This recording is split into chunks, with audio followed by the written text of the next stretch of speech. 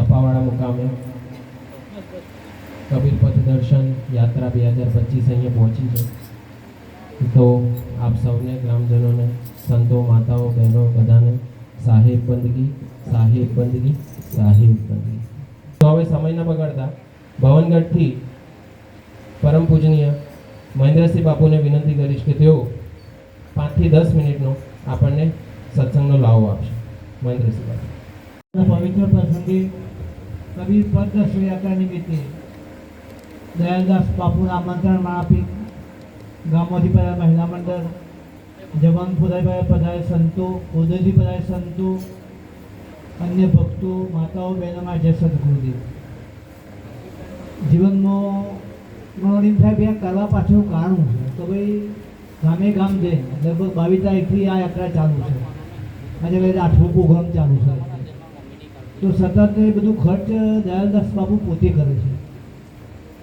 તો આ કરવા પાછળ કોઈ હેતુ તો હક સાહેબ તો એ માનવ જીવનનું કલ્યાણ થાય, માનવ જીવનમાં અંધશ્રદ્ધા વહેમ વ્યસન નીકળી જાય એટલા માટે સતત પ્રયત્નશીલ આવા મહાપુરુષો છે અને સતત ઉજાગરા કરી અને આપણા જીવનમાં શાંતિ થાય એવો પ્રયત્ન કરે છે। બીજું એનો ટાઈમ ફિક્સ હોય છે 9 થી 11 જેમાં રોજ ચલાવવાનો જેનો સમય ફરજિયાત જોઈએ એમાં સમયની પાબંદી હોય એ ખૂબ સમયને ભરતી કોઈ રાહ જોતો નહીં, પણ જીવનમાં ખૂબ વિચારવું, ખૂબ વિચારવા જેવું છે ભાઈ આપણા સાથે મન બુદ્ધિ બે બીજી કોઈ વસ્તુ સાથે આવતી નહીં।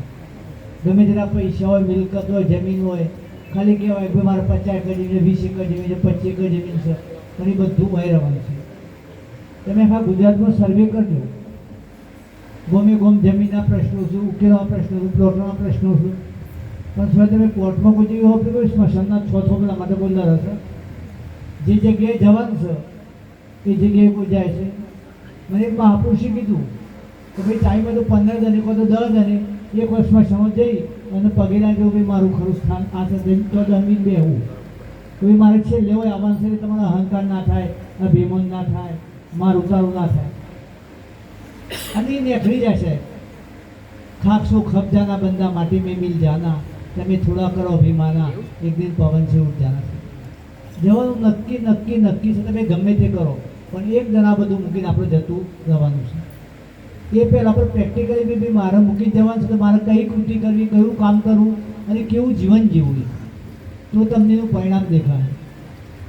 આ તો એક મંદિર હતું, એ મંદિરમાં બાપજી રહ્યું, એ કાયમી બાપજી એવું કર્યું પેલું હોનાનું ડમરું લાવી ભરાઈ દી એના તીસરું પર એ મારા જો ભાઈ તો હજુ જોયું ખરું ડમરું ઘણું મોટું છે અને જો આટલું મળી જાય તો આખા જીવનનું કલ્યાણ થઈ જાય।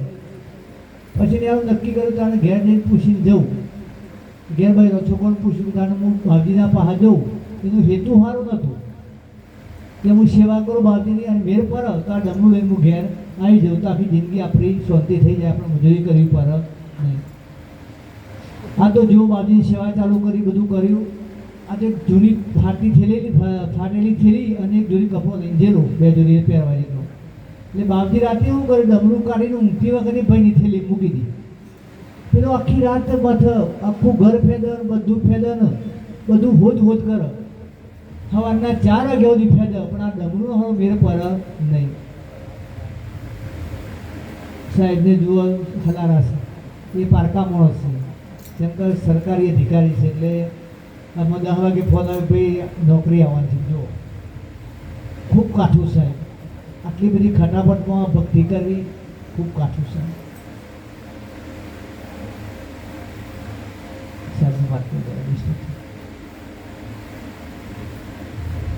પાછો બીજો દિવસ થાય એટલે બાપજી વારના પાછો ઉઠી લે નહીં જોઈને ડમરું ભરાઈ દે। હવે પેલો વિચાર કરે કે આખી રાતની ડમરું શોધી મળ્યું ભાઈ, તિજોરી ખોલી, ઘર ખોલ્યું, બધું બાપજીએ બધું ખોલ્યું, બાપજીનું પાકીટ ખોલ્યું, પાછું ડમરું ભરાઈ બાપજી બે જણ હોજી પાછા 8-9 વાગે એટલે પેલો ખાય બધું કોમ કરે એટલે ડમરું પાછી થેલીમાં મૂકી દે હોનાનું। આ તો પાછો રાતે આખી રાત મથ ખૂબ મથ મારો મેર પડે નહીં। આવા 2 દન થયા, 4 દન થયા, 15 દન થયા, 20 દન થયા, થોડો કંટાળી ગયો આનો કોઈ ભેદ ખોલા બાપજીને એક થેલી બાજુ મૂકો। પછી એક દિવસે બાપજીને 2-3 મિનિટ આસપાસ કીધું બાપજી હું તમને સાચું કહું કે ભાઈ કે હું ખરેખર તમારી સેવા કરવા આવ્યો નહીં, કારણ કીધું શું કરવા આવ્યો છું કે હું તો આ ડમરું ચોરી કરવા માટે આવ્યો છું. બાપજી મને એ કહ્યું હું આખી રાત આ ડમરું હું ઘૂસું અને બહુ મજૂરી કરું છું, પણ આખી રાત આ ડમરું મળતું હોય તો એ મૂકો છો કે ગોડા તને ખબર તારી થેલીમાં મૂકું છું. એમ આપણે બધામાં દફતર ફેરીએ, પણ આપણી થેલી તો ફેરવી જોઈએ કે આપણે શું કરવા આવ્યા છીએ અને શું કરી રહ્યા છીએ. એ આપણે આપણો દફતર જોતો અને આપણા અવગુણ કોઈ જોતા નથી. તમે બધા બીજાના અવગુણ જોઈએ, બીજાની ટીકા કરીએ, બીજાની નિંદા કરીએ. આપણું જ્યારે બુઢવા આદર્પણમાં જોઈ લઈએ તો ભાઈ મારામાં કોઈ અવગુણ તો નહીં કે, અને એ તમે જુઓ એટલે તમારે બધું નીકળી જાય. અહમ ઓગળી જાય. આ સ્મશાને જવાની વાત મને એક મહાપુરુષે કરેલી. મને એ નવાઈ તો લાગી. હું 2-3 રવિવાર જોઉં, પછી મને 2-3 વાર પૂછવાનું છે ને એ જઈને બેહો છો. કીધું ભાઈ જવાનું છે લ્યુસ્થાન તો આપણે હોય જ આવવાનું છે કંઈ. એ ભાઈને નવાઈ લાગે એટલે તો જ આપણને થોડું અજંપા જેવું લાગે. બધું અંદર આપણું મન ઓગળી જાય. ખરું ખરેખર આ બધું મારા મૂકીને આ હેલી થઈ જાય. કબીર સાહેબ જે સ્મશાનમાં જતા ને ત્યારે એમની ઓખમાં ઓછો આવતો કે આ વાર છે ઘાસની પઠમ ભરી જોઈએ, આ પગ શરીર છે લાકડોની પઠમ ભરી જાય. એ આ મહાપુરુષે ખૂબ ચિંતા કરી. કબીર સાહેબની ઘટના આંતરરાષ્ટ્રીય સંત તરીકે થતી હતી. દરેક સમાજના માણસો કબીર સાહેબને માનતા હતા. અને સાહેબે એનો મંત્ર લીધો છે અને એના નિજા નેચર ચાલુ છે કે જો તમારો બધો પ્રકાશ થાય અને આપણા જીવન શાંતિ થાય એવું સાહેબ સતત. આજે પણ હવારના મેં કુકર્યા હતા, લગભગ 2 વાગે આવ્યા હતા, 2:10 હું ઘેર પહોંચેલું. સતત ઉજાગરા, સતત થાક, ગાડી ચલાવીને જવાનું, પણ છતો બાપજી સમજ્યા છે કે ભાઈ આ શરીર એકદમ જવાનું નક્કી તો છે. એ ભજન નહીં કરો તો શરીર પડી જાય, સત્સંગ નહીં તો શરીર પડી જાય. એટલું વાપરતો વધ મહાપુરુષ. ટુકડો એના ઘરે હરી ઢોકળો થાય. જીવનમાં સુખ એ કાયમી નહીં, દુઃખ એ કાયમી નહીં. મહાપુરુષોની બધી આવા જવાની વસ્તુ છે માન. પણ આપણું જીવન ચાલે. રમાબાજી, નાથોબાજી, લાલજી બાપા કહેતા કે તારું મોર પર જીવન ચાલતું હોય તો ઉપાધિ ચિંતાઓ ના પડે. પણ તમે એને એવું કરીએ છીએ તો પોચ પેઢીની ચિંતા કરીએ. ઇધરનો પ્લોટ લઉં છું, બધો પ્લોટ લઉં, અંગરમાં ઘર બની આલું, એ બધું કરો સાચી વાત છે. પણ તમારો છોકરો કે દીકરો એવું કહે એને વોક તો કરવું પડે. પેલો ચકલો હોય ને તમે જોજો, મારામાં ખૂબ અભ્યાસ કરજો. આપણા ઘર તો આ બધો સારો કહેવાય કે જ્યારે એનું બચ્ચું ને એનું હોય એને થોડા દોડા બચ્ચું ઉડે કે પછી એની ચિંતા એ કરતો નથી. કારણ આપણે સતત આપણા છોકરા, કુટુંબની, ઘરની ચિંતાઓ કરી અને આપણી જિંદગી ગમે તો વેઠવી નાખે. આ બધું રૂપિયાનો હીરો છે એ મફત મળ્યું છે. આ અવસર ફરી મળવાનું નથી. અમે એક દિવસ જોઈએ છે, જો શરીર થાક લાગે છે, આળસ આવી જાય છે, ગરીબ ભજનમાં પણ ઓખ બંધ થઈ જાય છે. આ બધી નોટિસો છે. મહાપુરુષો કે ભાઈ ભાત આવું બધું બહુ અંધાર ના મગાય. એ બધી હોનું છે. આ બધા દોરાવું કે એટલે આપણે આમ જેવન કામ આપણે નોટિસો ચાલુ થઈ છે. બોલાયું છું આપણી ઘરમાં ઘરના ના હોય બરાબર. ઉંમરથી એટલે ઘરમાં ભાઈ રસન કાગળ હતા છે, તમને ખબર પડતી નહીં. છોકરાઓ કરે તોય આપણને ખબર, આપણે તો મારું કરી મરી જઈએ છીએ. તો છેલ્લે તેરા તુજકો અર્પણ ક્યાં લાગે મેરા. આપણે આ બધું મૂકીને કાલે જવાનું છે. સમય ખૂબ થવાયો છે. શંકર સાહેબને પણ સતત પ્રશ્નો છું, ખૂબ સાહેબનો હોભરો હોય, ખૂબ લાવવું છે ખરેખર. અને આપણા નજીકના મહાપુરુષ ગમે ત્યારે તમે એમને બોલાવો તે તૈયાર છે. એટલે હાથના પડે સ્વાર્થ અને ખૂબ ભાવ રાખજો. ફરીથી સાહેબના ચરણોમાં નમસ્કાર કરી અને મારી વાણીને વિરામ આપું છું. બોલો સદગુરુ દેવ કી જય. દિનેશભાઈને મંજુલાબુનું પણ ખૂબ વંદન. જેમ કે એ જગ્યાએ બેઠો છીએ અને મારે લગભગ 4-5 મહિને પાછો દર્શન થયો બરોબર. બોલો સદગુરુ દેવનું જય. સદગુરુ ભગવાન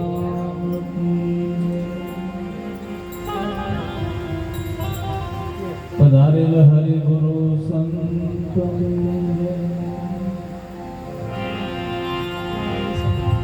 સદગુરુ કબીર સાહેબ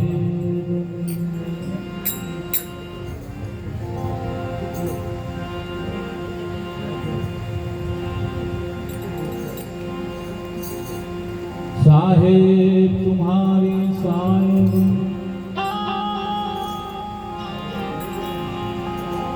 साहेब तुम्हारी साहेबी सबगत रही समाय मेहदी के पान में लालन रही छुपा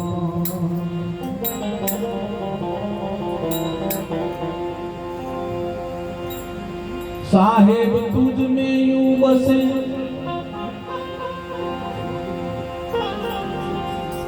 जैसे कली में तेल, ज्ञान की गाड़ी फिराए के फिर देख ले उनका खेल।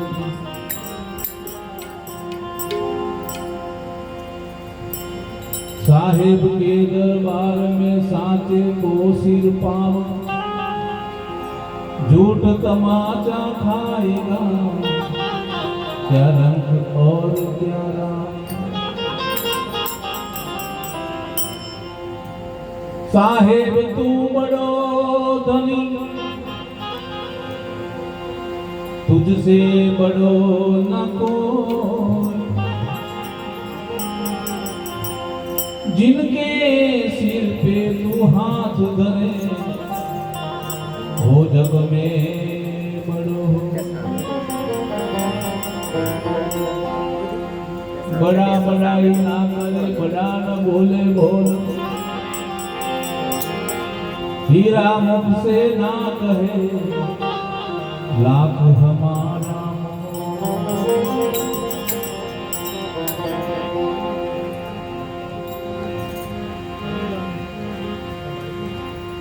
मैं तो सीधरे ए जानी ने तमने से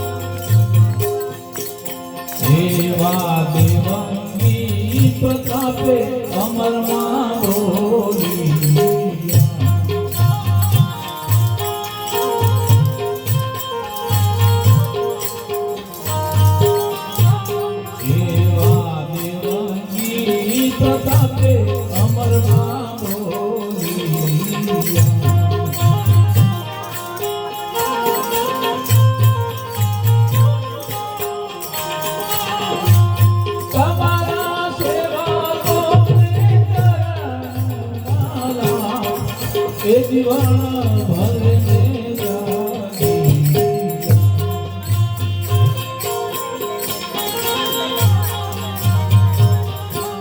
મેં તો કિધરે એ જાણીને તમને જોયા મેં તો કિધરે એ જાણીને તમને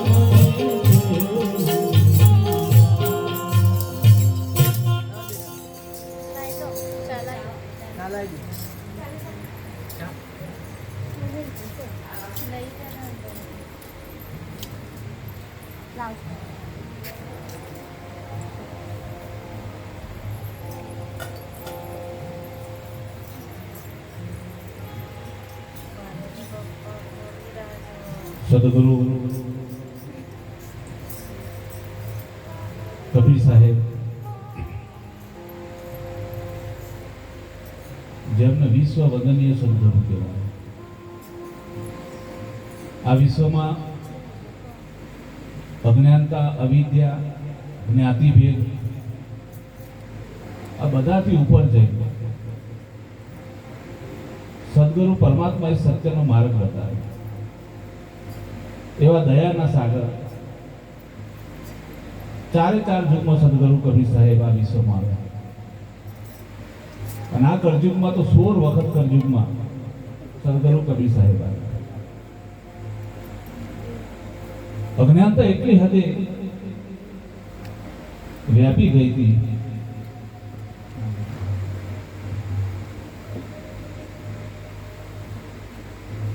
જ્યારે જ્યારે આ જગતમાં અધર્મનો પસારો થાય, પાપ વધતું જાય, લોકો ધર્મ ચૂકતા જાય, દયા કરુણા લાગણીથી લોકો અલગા થતા જાય, ત્યારે કોઈ ને કોઈ મહાપુરુષ આ વિશ્વની અંદર જગતના કલ્યાણ માટે અવતાર લેતો. એવી એક કહેવત હતી કે જેનું કાશીમાં મરણ થાય એ મોક્ષે જાય. ત્યાં મરણના ઘણા બધા પ્રકાર બતાવ્યા. ત્યાં એક કરવત મુકાવાનો એક પ્રસંગ પણ છે. એમાં એવું હતું કે કાશીમાં ગંગા નદીના કિનારે એક ઊંડો કૂવો, અને કૂવાની અંદર એવા ઝાડવાળા ચરખા મૂકેલા, અને કોઈ જીવ પોતાનો મોક્ષ કરવા માંગતો હોય છેલ્લી ઘડીએ તે ઊંડા કૂવામાં 2-3 દિવસ મરવાનો સમય બાકી હોય ને કૂવામાં નાખી દેતા. પછી ચરખામાં પીલાઈને એના લોહી, માંસ ને હાડકાના ટુકડા થઈને ગંગા નદી વહી જાય, અને આ રીતે એનું મૃત્યુ થતું. એનું કરવટ મુકાવતા. ઘણા નદીમાં નાવડા ભાડે કરી અને મૃતદેહ એટલે મરવાનો સમય બિલકુલ નક્કી હોય, ગંગા નદીના પટ ઉપર નાવડું ભાડે કરીને પછી ઘરડા મા બાપ હોય કે જેને ઈચ્છા હોય એ પ્રમાણે નાવડા મૂકી દે, ગંગા નદી પર દેહ છોડી દે. આવી બધી ખૂબ અવિદ્યા ચાલતી હતી. ત્યાં સદગુરુ કબીર સાહેબે કાશીમાં પ્રગટ થયા. અને પ્રગટ થવા પાછળ તો ઘણી બધી માન્યતાઓ છે. એ કેવી રીતે જન્મ્યા, શું છે એમાં આપણે બહુ, પણ એનો સત્ય સંદેશ શું છે આ જગત માટે. પછી કબીર સાહેબે નક્કી કર્યું કે આ અવિદ્યાને દૂર કરવી પડશે. અને ત્યાંથી 201 કિલોમીટર દૂર એક મઘર ગામ છે. એટલે મઘર ગામમાં એવું કહેવાય કે અહીંયા કોઈનું મરણ થાય ને ગધેડાનો અવતાર આવે. આટલી બધી અવિદ્યાઓ, એટલો બધો પાખંડ. આમાંથી જીવોનું બહાર કાઢવા એના માટે સાહેબે જાતે તૈયારી કરી. સદગુરુ કબીર સાહેબે નક્કી કર્યું કે મઘરમાં મરવાથી જો ગધેડાનો અવતાર હોય તો મારે મઘરમાં જ દેહ છોડવો છે. આ બધી અવિદ્યામાંથી મુક્ત થવા માટે સદગુરુ કબીર સાહેબે 125 વર્ષ પછી મઘર ગયા. ત્યાં એમને જાહેરાત કરી કે હું સમાધિ લઉં છું. ત્યાં હિન્દુ મુસલમાન બધા ભાઈઓ ભેગા થયા કે સાહેબ તમારો અગ્નિ સંસ્કાર કરીએ, તમને દફનાઈ દઈએ. એમાં વાદ વિવાદ ચાલ્યો सदगुरु कबीर साहेब के गगन मंडल से आए पूर्ण पुरुष कबीर जल में पोढ़ण कियो सब पीरन के पीर। सदगुरु कबीर साहेब ने देह नहोतो, એને પડછાયો નહોતો, એટલે મુસલમાનો કે અમે કબર બનાવીએ અને આપણા હિન્દુ લોકો કે અમે તમારી સમાધિ બનાવી, એમાં વિવાદ ચાલે। સદગુરુ કબીર સાહેબે જાહેરાત કરી કે કોઈ ઝઘડશો નહીં। એક ફૂલ મંગાવીને ફૂલોનો ઢગલો કર્યો, એની વચ્ચે સદગુરુ કબીર સાહેબ બેઠા, ઉપર ફૂલનો ઢગલો કર્યો કે આની અંદર ગેબી અવાજ થાય પછી આ ઢગલાને ખોલી દો, તમને જે જડે લઈ લેજો। સદગુરુ કબીર સાહેબ ફૂલના ઢગલામાં બેસી પોતે સમાધિસ્થ થયા। ગેબી અવાજ થયો, ફૂલનો ઢગલો ખોલીને જોયું તો અંદર કોઈ દેહ મળ્યો નહીં। સદેહે આયા સદેહે જતા રહ્યા। આ વિશ્વ રેકોર્ડ છે સાહેબ। પછી તો અડધા અડધા ફૂલ લઈને મુસલમાનોએ કબર બનાવી, હિન્દુ લોકોએ તે આપણે સમાધિ બનાવી, બંને બાજુ બાજુમાં છે। પણ અવિદ્યાના પાખંડના ખૂબ વિરોધી હતા સાહેબ। સદગુરુ કબીર સાહેબે કીધું કે ગંગા નદી એ જગતના મેલ ધોઈ નાખે। ગંગા નદીમાં સ્નાન કરવાથી તમારા શરીરનો મેલ જાય, પણ મનનો મેલ તો જાય જ નહીં। શરીર તો પાપ કરતું જ નથી, પાપ તો મન કરે છે। તો શરીર ધોવાથી તમારા પાપો દૂર થાય એવા નથી। એના માટે તમારા સત્સંગ રૂપી જ્ઞાન ગંગામાં નાહવું પડશે। આવી સચોટ વાત કરી, પણ આપણે એટલા બધા પામણ અવિદ્યામાં પડી ગયા છીએ આજ સુધી। 21મી સદીમાં આવ્યા સાહેબ, લોકો ચંદ્ર ઉપર પહોંચી ગયા, પણ હજુ આપણે એટલી માનવીયમાં છીએ।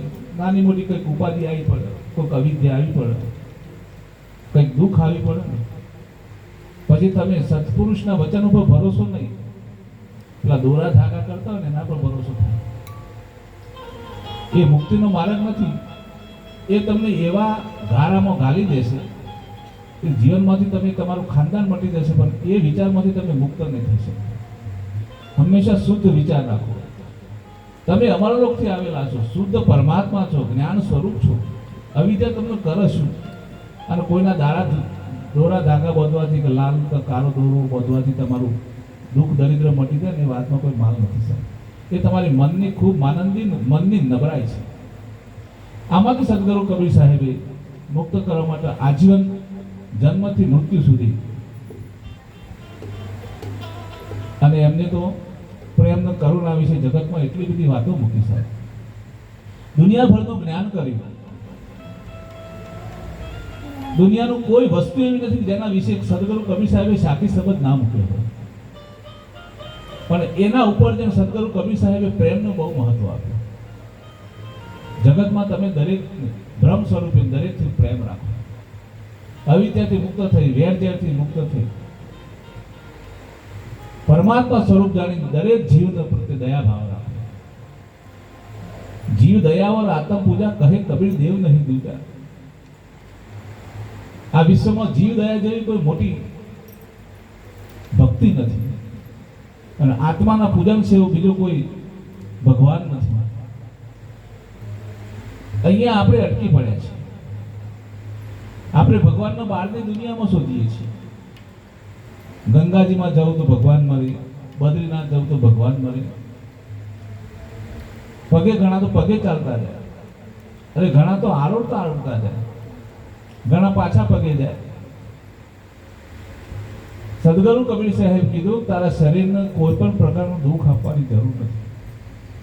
તું ગમે તેટલો દુઃખી થાય, જો ઉગાડા પગે ચાલવાથી કલ્યાણ થતું હોય તો જગતમાં પશુ પક્ષી ક્યારેય જોડા પહેરતા જ નથી। જો દિગંબર રૂપ ધારણ કરી નગ્ન અવસ્થાથી ભગવાન મળતા હોય તો પશુ પક્ષી ક્યારેય કપડાં પહેરતા નથી। જો ઉપવાસ કરવાથી જ ભગવાન મળતા હોય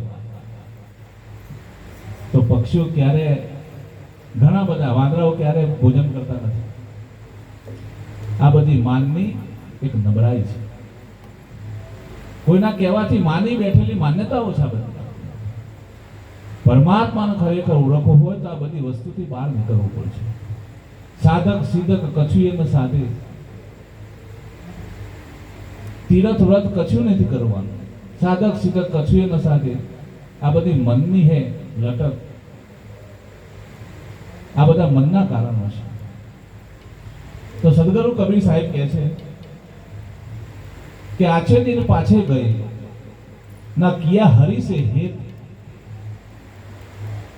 अब पछतावा क्या करे ચીડિયા ચૂક ગઈ ખેત. કે સારા દિવસો હતા, પરમાત્માએ સારું શરીર આપ્યું હતું, કોઈની સેવા કરી શકો એવું પરમાત્માએ તમને શરીર આપ્યું, કંઈક સુખી જીવન આપ્યું. એ સારા સારા દિવસો હતા, એ તો ભૌતિક સુખમાં માયાના કામમાં વેડફી નાખ્યું શરીર. આછે દિન પાછે ગયે, સારા સારા દિવસો હતા, એ તો પાછળ જતા રહ્યા.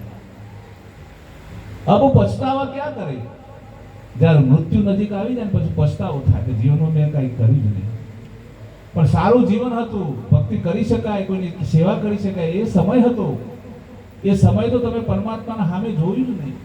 અબ પછતાવા ક્યાં કરે. ચીડિયા ચૂક ગઈ ખેત, ખેતરમાં બરાબર મોલ પાક્યો તો બધા ચકલા ચડી ગયા, હવે ખાઈને ઉડી ગયા. સારો સમય તો તમારો વ્યતીત થઈ ગયો જીવનનો. હવે તો મોત સામે આવીને ઊભું છે, હવે શું કરશો? તો છેલ્લે સદગુરુ કબીર સાહેબે કરુણા કરીને એક વાત મૂકી. એવું કીધું કે છેલ્લી પરે તું મરણની સૈયા ઉપર હોય અને જો તારો ભાવ બદલાઈ જાય તો છેલ્લી પરેમાં તારો વિચાર જો સદગુરુ પ્રત્યે જતો રહે, ભલે દુનિયામાં આખી જિંદગી તે કુકર્મ જ કરી હોય, આખી જિંદગી તું અવિદ્યામાં જ પડ્યો હોય, પણ છેલ્લા શ્વાસે જો તારા જીવનનું પરિવર્તન તું ઈચ્છતો હોય તો હાડ બળાતો ભજન કરી. જો તને પરમાત્માનું ભજન મળી ગયું હોય, હાડ બળાતો ભજન કર, દ્રવ્ય બળાતો કુછ દે, આ બુદ્ધિ બળી તો ઉપદેશ કર, તીનો કા ફલ. જો છેલ્લી ઘડીએ જો તને તારામાં કરુણા પ્રગટી જાય, તારા દેહ ઉપર તને વૈરાગ થઈ જાય, તો 3 વાતો તું કરી દે. એમાં એક પણ રૂપિયાનો ખર્ચો નથી. કે હાડ બળાતો ભજન કર. જો પરમાત્માએ તને ભજન આપ્યું હોય, સદગુરુનું વચન મળ્યું હોય, અહીંયા પાછી બહુ મોટી ખામી છે. ભજન કરવું કોનું એ ખબર નથી, ભજન કેમ કરાય એ વાતની ખબર નથી. આપણે કરતાલ વગાડતા હોય, ઘણી વખત તો બધા ઊભા થઈને નાચગાન પણ કરતા હોય, મોજ આવે કરો, એનો અત્યારે વાંધો નથી, પણ સત્ય ભજન સમજવું પડે. ભજન છે શું? ભજન કહીએ લોકો રાજી થાય એ ભજનની વાત નથી. ભજન એવું છે, હોઠખંડ હાલે ને સહેજે સ્મરણ થાય. તમે રસોડું બનાવતા બનાવતા, ઘરના કચરા પોતા કરતા કરતા, અરે દાડીએ ગયા હોય તો દાડી કરતા કરતા સહેજે સ્મરણ થાય. તમારી સુરતા તમારા ભજનમાં જ હોય, કોઈને ખબર ના પડે કે આનું ભજન ચાલુ છે. અને એ ભજન કરતા કરતા રાત્રે કદાચ ઊંઘ આવી જાય ને, તમે કોઈ વાર એનો અખતરો કરજો, અનુભવ કરજો.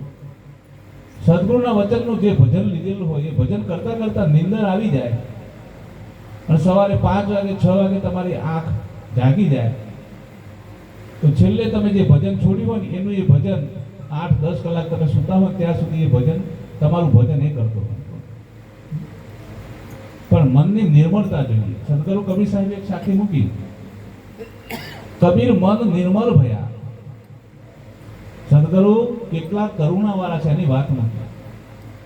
આપણે ફક્ત તોલ કરવાનો કે આપણે જે સદગુરુનો સંદેશો છે, સદગુરુનો મત છે, મહાપુરુષો જે વાત કરી ગયા છે એની સાથે આપણા વાણી વર્તન અને આપણું ભક્તિ શું છે એનો ખાલી ફક્ત તોલ કરવાનો. કબીર મન નિર્મલ ભયા જૈસે ગંગા કા નીર. ગંગાનું નીર પવિત્ર છે. પવિત્રતાની પાછળ એનો અર્થ એવો નથી કે એ નદીમાં નાહવાથી તમે પવિત્ર બની જાઓ, એ ભાવ નથી. ગંગા નદી છે ગંગોત્રીથી નીકળે છે અને અલ્હાબાદ થઈને આમ પ્રયાગરાજ થઈને છેક છેલ્લા સમુદ્રને મળી જાય. પણ એ જ્યાંથી નીકળે છે ને ત્યાંથી ક્યાંક ને ક્યાંક કોઈક જગ્યાએ નાઇટ્રોજન લે, એટલી બધી જડીબુટ્ટીઓ ને એટલી બધી ઔષધિઓની વચ્ચે એ નાતી ધોતી આવે છે અને એની અંદર કોઈ પણ વિશુદ્ધ કીટાણુ પેદા ના થાય ને એટલું પ્રતિકારક શક્તિ એની અંદર પાણીની અંદર પેદા થાય છે. એને તમે 1000 વર્ષ સુધી કાચના બાટલામાં પૂરી રાખો ને પાણી, પણ એમાં એક પણ કીટાણુ ના પડે, એ પાણી ક્યારેય બગડે નહીં, એટલું પવિત્ર છે.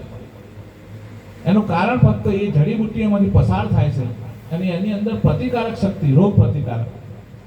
તમે નળનું, હવાડાનું કે કૂવાનું, હેન્ડપંપનું પાણી થોડીક વાર ભરી દો એક બાદ દિવસ, તેમાં તમે જોજો એમાં કીડા પડશે, કોણા પડશે, પેલું પવિત્ર છે, એમાં ના પડે. કબીર મન નિર્મલ ભયા જૈસે ગંગા કા નીર, પીછે પીછે હરી ફરે કહત કબીર કબીર.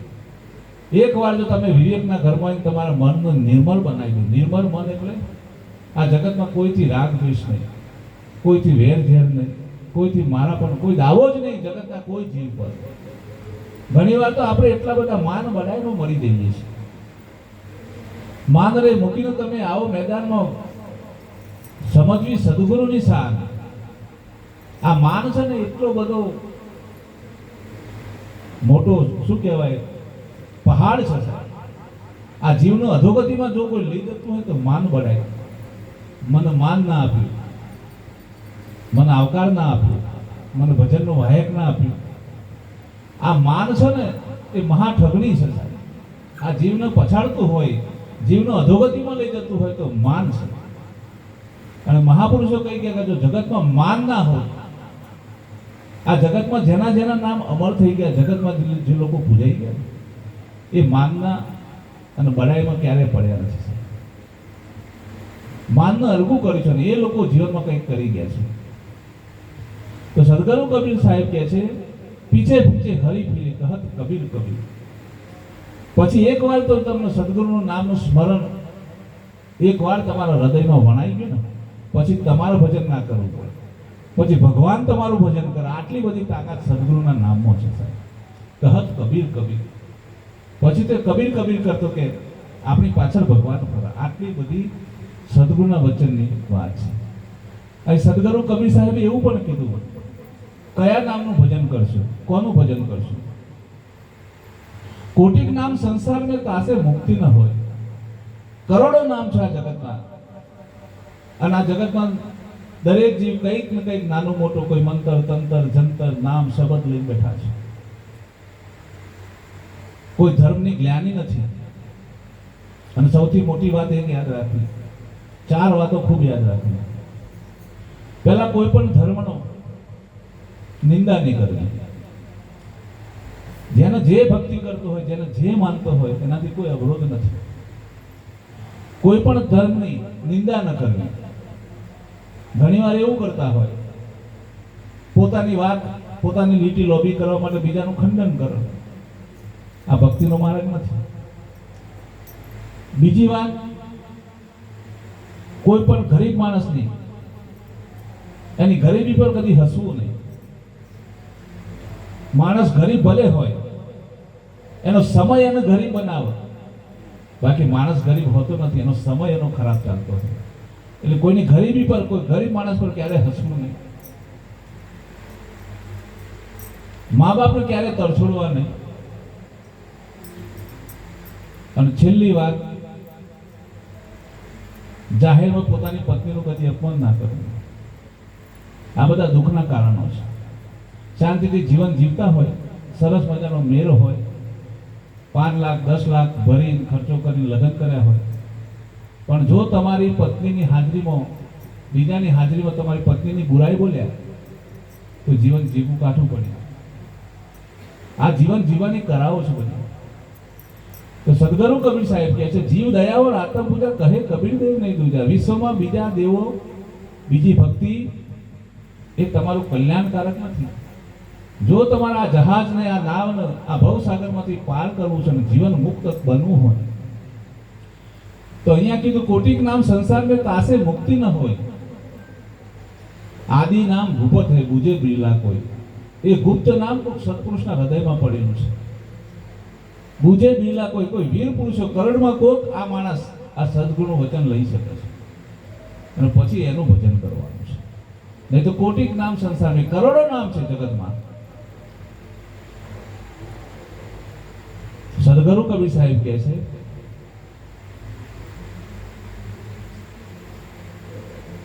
પહેલા સંતો મેં જન્મ્યા. ભક્તિ સમજણમાં ક્યારે આવે અને કોની ભક્તિ કરવી એની વાત છે. કે પહેલા સંતો મેં જન્મ્યા, પછી બળેલા ભાઈ કે પહેલો હું જન્મ્યો, પછી મારો મોટો ભાઈ જન્મ્યો. પહેલા સંતો મેં જન્મ્યા, પછી બળેલા ભાઈ કે ધામધૂમ સે પિતા જન્મ્યા. અમે બે ભાઈ જન્મ્યા, પછી અમારો પિતા જન્મ્યો. ધામધૂમ સે પિતા જન્મ્યા અને પછી મોરી માય અને છેલ્લે મારી માતાનો જન્મ છે. એટલે આ વાત સાચી લાગે આપણને? પહેલો હું જન્મ્યો, પછી મારો મોટો ભાઈ જન્મ્યો, પછી અમારો બાપો જન્મ્યો અને પછી અમારી મા જન્મી. પણ સત્પુરુષનું વચન ક્યારે ખોટું ના હોય. આપણી સમજણમાં, આપણી બુદ્ધિમાં કંઈક ઉણપ હોય એટલે આપણને આ વાતો ના સમજાય. આ સદગુરુનું, કબીરનું આ જ્ઞાન છે.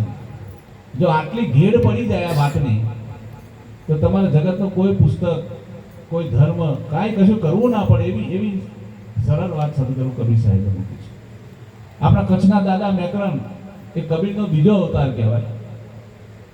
એ દાદા મેકરણે એક વાત ગાઈ છે ભજનમાં કે આગળના યુગ તો એવા હતા, કોઈ સંત વિરલા જાણતા કે 5 વર્ષે પુત્ર જન્મતા, 25 પારણા બાંધતા, 100 વર્ષે જેનું સત્પૂર્ણ થતું, 1000 પરણાવતા. લે શું થાય?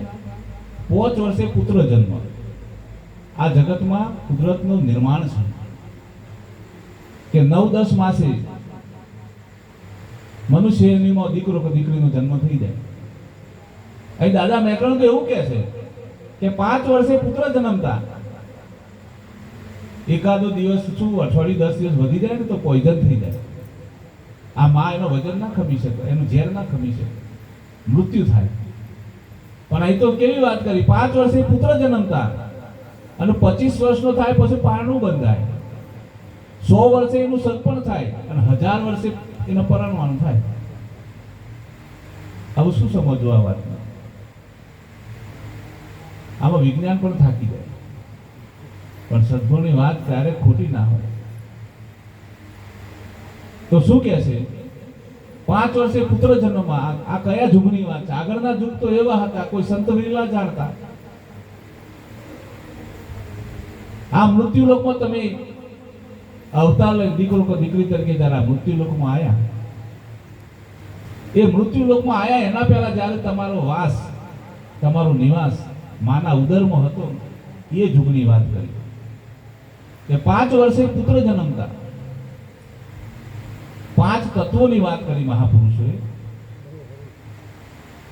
પૃથ્વી, પાણી, તેજ, વાયુ અને આકાશ. 5 વર્ષે પુત્ર જન્મતા, 25 પારણા બાંધતા. એક તત્વના 5 પ્રકૃતિ. જેમ પૃથ્વી તત્વ છે તો શરીરમાં જેટલી કઠણ વસ્તુ છે, હાડકા, ચામડી, નસો, દાંત, જેટલી કઠણ વસ્તુ છે એની પ્રકૃતિ છે. એમ જળની પણ પ્રકૃતિ છે, લોહી, માંસ, પરસેવો. આ 5 પ્રકૃતિ છે. 5 તત્વ અને 25 પ્રકૃતિ. 5 વર્ષે પુત્ર જન્મતા, 25 પારણા બાંધતા. 5 અને 25 ભેગા થાય કારણ માના ઉદરમાં તમારા શરીરનું બંધારણ ચાલુ થાય. મહાપુરુષો વાત ખોટી નથી કરતા, પણ આપણી સમજણમાં નથી.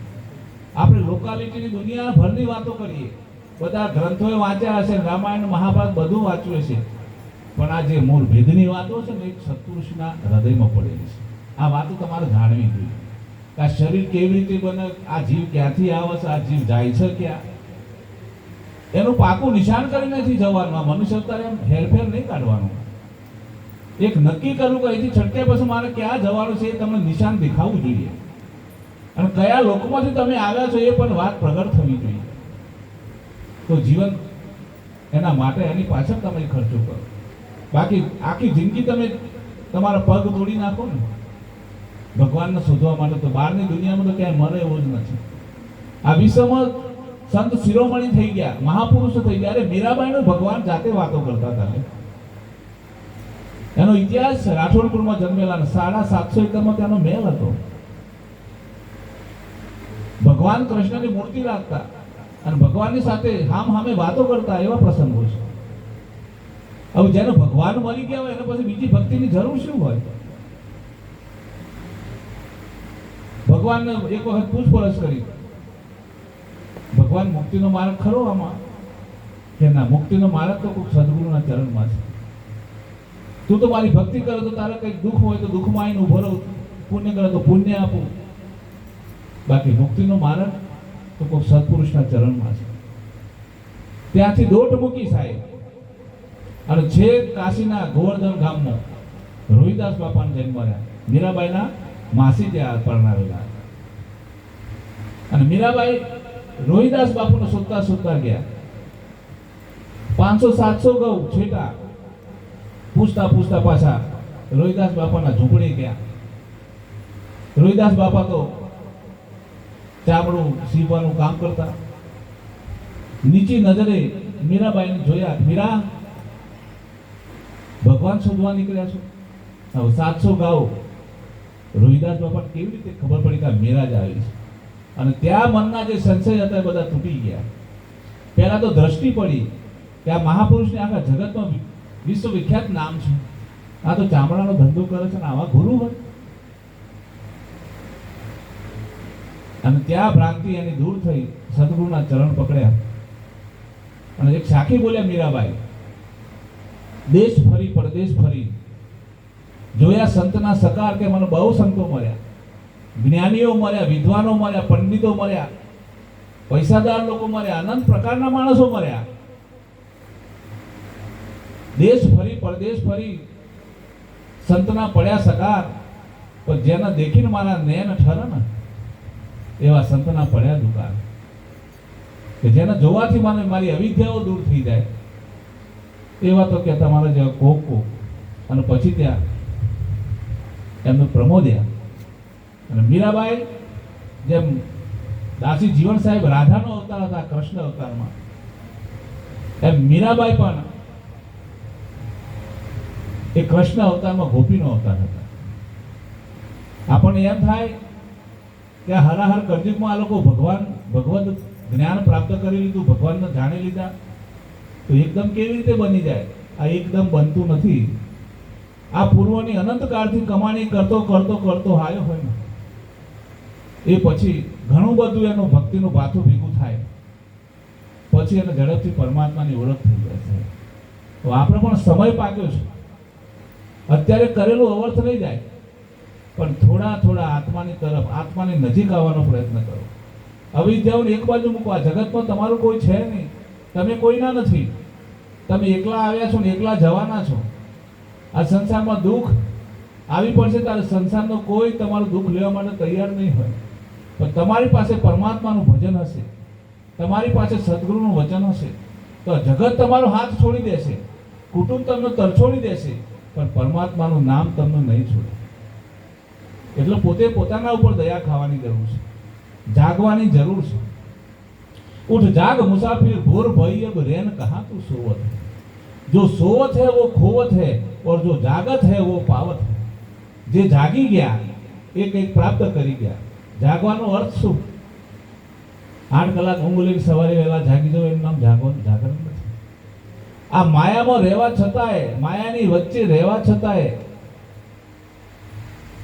આત્માના જ્ઞાનની દશાને પ્રાપ્ત કરી લેવી, એનું નામ જાગૃતિ છે. માયાના કામમાં ક્યારેય આપણને ભૂલ પડતી નથી.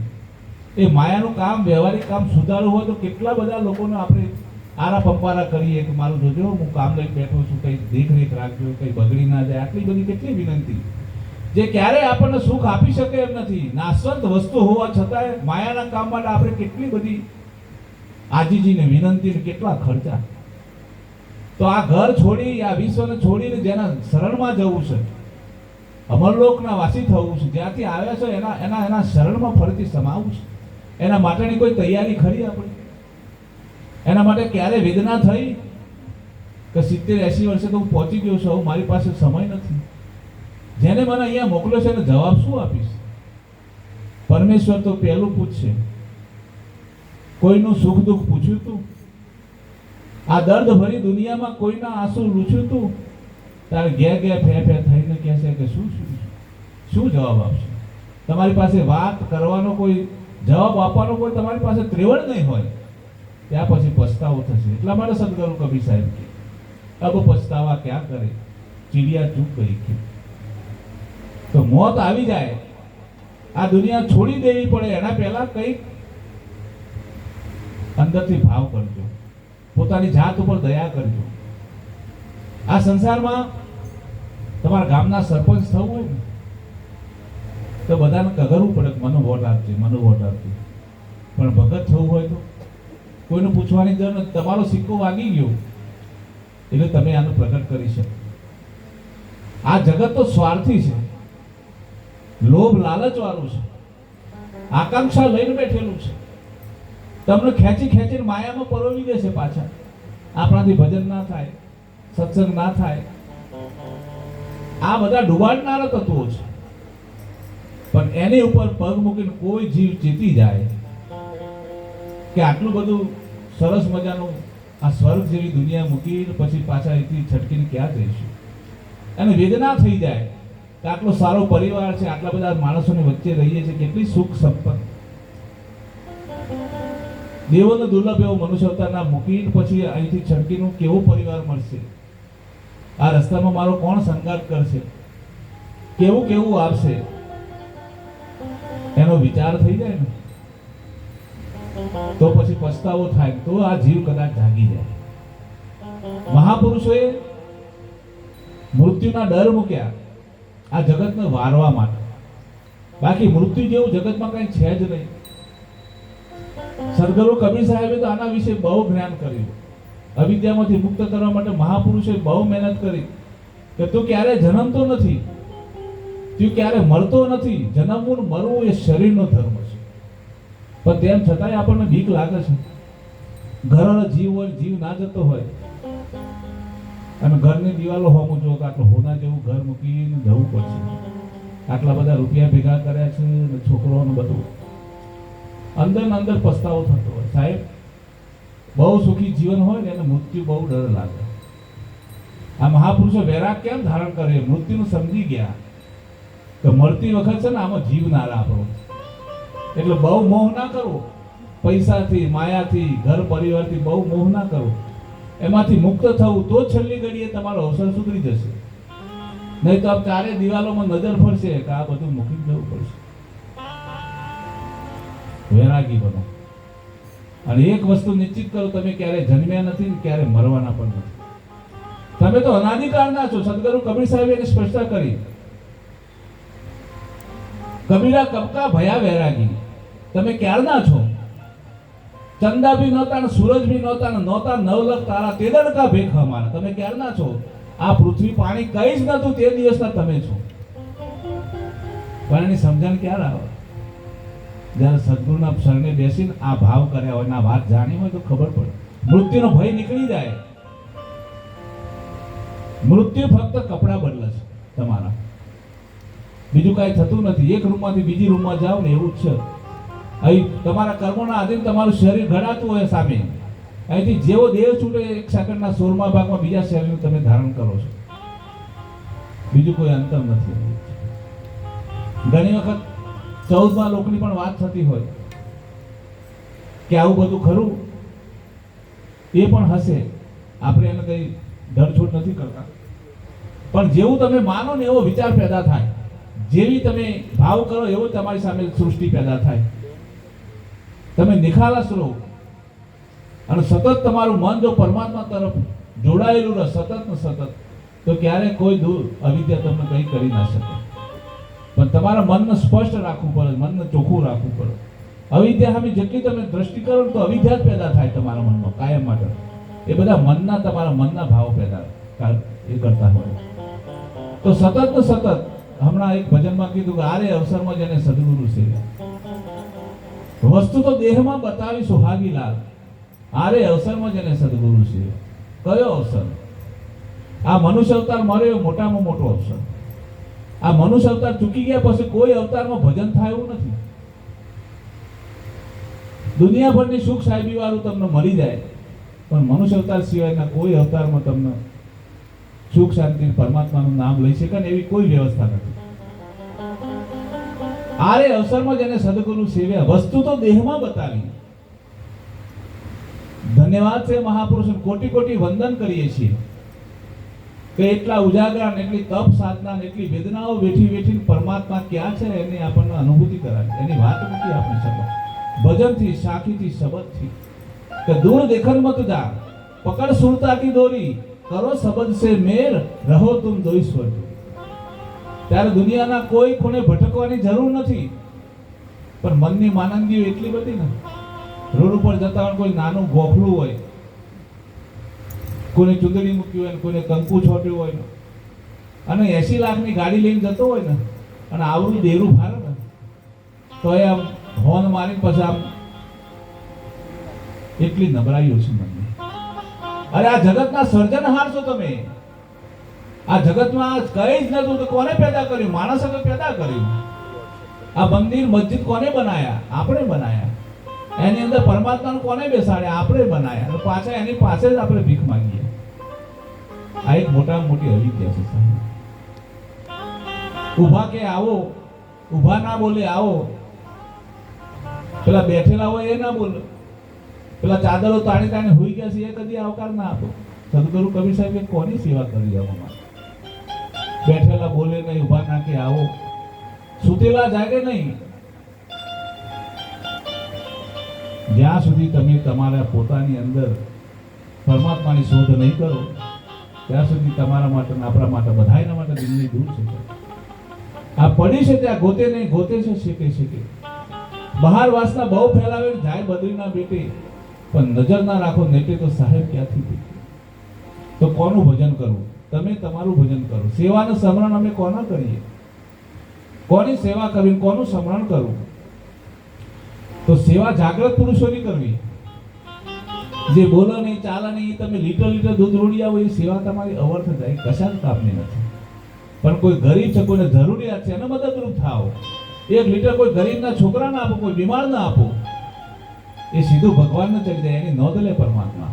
પણ અવિદ્યામાં પડ્યા છીએ. રોજ સવારે ભગવાનનો ફૂલોનો ઢગલો કરી આવો, 4-5 દીવા કરી આવો. આ અવિદ્યા છે. पत्थर पूजे हरि मिले तो मैं पूजू गिरनार, गोरखनाथ बोले. उस पत्थर की चक्की बनाते हैं, पीस पीस आटा खाए. एम जो पत्थरा पूजवाથી ભગવાન મળી જતા હોય તો કે આખો પહાડ પૂજી નાખી આવે, પણ નથી મળે. ભગવાન ક્યાં સમાયેલો છે? ભગવાન તમારા પ્રેમમાં, તમારી કરુણામાં, કોઈના દુઃખના ભાગીદાર થજો. સેવાનું સ્મરણ. સેવા કોની કરવી? તો જાગતા પુરુષની સેવા કરવી. મનસા માલણજી ગોરખ જાગતા નર સેવી. જાગતા નર સેવો તો મરે નિરંજન દેવ. અને સ્મરણ કોનું કરવું? પોતાના નિજ સ્વરૂપનું સ્મરણ કીધું મહાપુરુષે. જગતના અનંત પ્રકારના નામો તમારા કામ નહીં આવે. તમારા પોતાના નિજ સ્વરૂપની ભક્તિ કરવી. રામાપીરે પણ આ જ વાત કરી કે ભક્તિ કરો તો અરજી અગમ ભેદ જાણો, હું કહું એ વચને ચાલો. અગમ ભેદ જેની ગમ નથી. શું ગમ નથી? આપણે આખા જગતને જાણીએ છીએ પણ પોતે પોતાને જાણતો નથી. આ ગમ છે, જે વસ્તુની ગમ નથી કે હું જ પરમાત્માનું સ્વરૂપ છું, હું જ એનો બાળક છું, હું જ એનો અંશ છું. પરમાત્માના સ્વરૂપ પણ મારા સ્વરૂપમાં કોઈ ફેર નથી. જો આટલી દ્રઢતા આવી જાય, આટલો વિશ્વાસ આવી જાય, પણ વિશ્વાસ થતો નથી. मुझको कहाँ ढूंढे बंदा, मैं तो तेरे पास हूँ, ना मंदिर में, ना मस्जिद में, ना काशी कैलाश में. खोजी हो तो तुरंत मिल जाऊं एक पलक की तलाश में. कहे कबीर सुनो भाई साधु, मैं तो हूँ विश्वास में, मैं तो हूँ श्वासन की श्वास में. 21,600 વખત પરમાત્મા આ શરીરની મુલાકાત લેશે તમારી. તમે સૂઈ જાઓ ને તો એ પરમાત્મા જાગતો હોય. અને પરમાત્માને તમારે બરાબર ઓળખવો હોય ને, આ તમે રાત્રે ખાઈને સૂઈ જાઓ. આપણે ભજનમાં કીધું અવસ્થાઓ 4 બતાવી દેહની. જાગ્રત, સપના, સુષુપ્તિ ને તુરિયા. આ 4 અવસ્થાઓ મહાપુરુષોએ બતાવી. તો જાગ્રત અવસ્થા કઈ? અત્યારે તમે આ જાગ્રત અવસ્થામાં છો. તમને સપન નથી, સુષુપ્ત અવસ્થા નથી, તુરિયાતીત અવસ્થા નથી. તમે કંઈક બોલાય છે, કંઈક સાંભળો છો, જાગ્રત અવસ્થા. એના પછીની આવે સપન અવસ્થા. સપન અવસ્થામાં જાગ્રત ના હોય, શરીર તમારું સૂઈ ગયું હોય. હવે એક વિચાર કરો કે આ શરીરમાં ઊંઘે છે કોણ? કોણ ઊંઘે આ શરીરમાં? આ શરીરમાં મન સૂઈ જાય. શરીરમાં તો બીજી તો 999 નાળીઓ છે, 213 હાડકો છે, 33 કરોડ અંદર કરોડરજ્જુ પડ્યા છે. આ બધા એની અવસ્થા પ્રમાણે કામ કરતા હોય, પણ એક મન છે ને જે જાગ્રત, એ સૂઈ જાય. અને મન જો તમારું વિચારે ચડી જાય ને આખી રાત તમે પહા મળ્યો ને તો ઊંઘ ના આવે. બોલો, મન એવો ખરાબ વિચારે ચડી જાય તો આખી રાત તમે જાગો, ઊંઘ જ ના આવે. બોલો, પડખા ફરો પણ ઊંઘ જ ના આવે. મનની ચંચળતા જ્યારે શાંત પડી જાય, મન પોતાના સ્વરૂપમાં ભરી જાય, મન શૂન્ય થઈ જાય, પછી શરીરને ઊંઘ આવે, તે સ્વે ના આવે. એટલે મનને જરૂર છે, ભજનની, સ્મરણની મનને જરૂર છે. તો જાગ્રત સ્વપ્ન અવસ્થાની અંદર તમે સૂઈ ગયા હોય અને તમને અવસ્થા પ્રમાણે જેવું વિચારો ને એવું સાંજે પાછું તમને સપનામાં આવે. 6 મહિના પહેલા કરેલો વિચાર તમને સપનામાં આવે. કદાચ કંઈક થવાનું હોય એ પણ તમને સપનામાં આવે. હવે તમે તો સૂઈ ગયા છો ખાઈને આરામથી, તો આ સપનું જોવો છો કોણ અંદર? પાછું સરસ મજાનું સપનું, સવારે વહેલા જાગીને પાછું આખું તમને યાદ રહી જાય. હવે તમે તો સૂઈ ગયા હતા, તો આ સપનું જોવા વાળો કોણ છો? એ તમારું સ્વરૂપ છે, સૂક્ષ્મ સ્વરૂપ છે. આમ તો 6 અવસ્થાઓ બતાવી: જાગ્રત, સપના, સુષુપ્તિ, તુર્ય, પછી હંસ ગતિ, પછી છેલ્લી કેવલ. પણ ત્યાં કોઈ વર ના હોય. ત્રીજી અવસ્થા સુષુપ્ત અવસ્થા. એ વખતે તમે જાગતા પણ ના હોય, તમને સ્વપ્ન પણ અવસ્થા ના હોય, કોઈ વિચાર ના હોય, સુષુપ્ત અવસ્થા. અને સૌથી સુંદર અવસ્થા તુર્યાતીત અવસ્થા. તુર્યાતીત અવસ્થા એવી છે, તમે ભજન સ્મરણમાં સતત લીન થઈ ગયા હોય, તમારો વિચાર પરમાત્માના નામમાં જોઈન્ટ થઈ ગયો હોય, અને તમારા આગળથી 8-10 માણસોનું ટોરું નીકળતું હોય, બૂમાબૂમ થતી હોય, કાકા રોડ થતો હોય, પણ એનો અવાજ તમારી કાન સુધી પડે નહીં. તમને એમ કોઈ નામ લઈને બોલાવો ને તે છતાંય તમે જાગૃત ના થાવ. તમારું ચિત્ત એક જગ્યાએ ચોંટી ગયેલું હોય, તમને કોઈ અવસ્થાની ખબર ના પડે. એનું નામ તુર્યાતીત અવસ્થા. તમે તમારા પોતાના સ્વરૂપમાં ભરી ગયા હોય, તમારો વિચાર શાંત બની ગયો હોય, આ તુર્યાતીત અવસ્થા છે. આ અવસ્થાઓ પ્રાપ્ત થયા પછી હંસ ગતિ પેદા થાય. હંસનું કામ શું છે? એ દુનિયાના ખોટા વિચારો, માયાનું ભૌતિક સુખ, એને કઈ લાગતું વળગતું ના હોય. એક પરમહંસ, એક સ્વચ્છ ગતિ, એક જ્ઞાનની અવસ્થામાં એ રમતો હોય. એને જગતના દ્વેષભાવ, ઈર્ષ્યા, અદેખા એને કઈ નડતું ના હોય. એને માન આપો કે એની ઈર્ષ્યા કરો, એને કઈ ફેર ના પડતો હોય. ફક્ત હંસ ગતિ, એક પરમાત્માનું સ્વરૂપ લઈને ફરતો હોય. અને પછી કૈવલ્ય, આખું જગત બ્રહ્મ છે, હું બ્રહ્મમાં રહેનારો છું. આ કેવળ દશા. તો આ અવસ્થાને પ્રાપ્ત કરવા માટે મહાપુરુષો કે કામે ક્રોધી લોભી લાલચી ઉનસે ભક્તિ ન હોય. ભક્તિ કરે કોઈ સુરમાં જાત બરણ કુલુક હોય. જો આ ભવસાગરમાંથી પરમાત્માનું ભગવત સ્વરૂપ પ્રાપ્ત કરવું હોય, સાહેબને જાણવા હોય, ભગવાનને ઓળખવું હોય, હું કોણ છું એ જાણવું હોય, હું ક્યાં જવાનો છું એની દિશા નક્કી કરવી હોય, તો એક તમારા સ્વરૂપનું ભજન અને સંતની સેવા સિવાય આમાંથી ક્યારેય આપણને મુક્તિ મળે એવી. એટલે મહાપુરુષે એક વાણીમાં કીધું,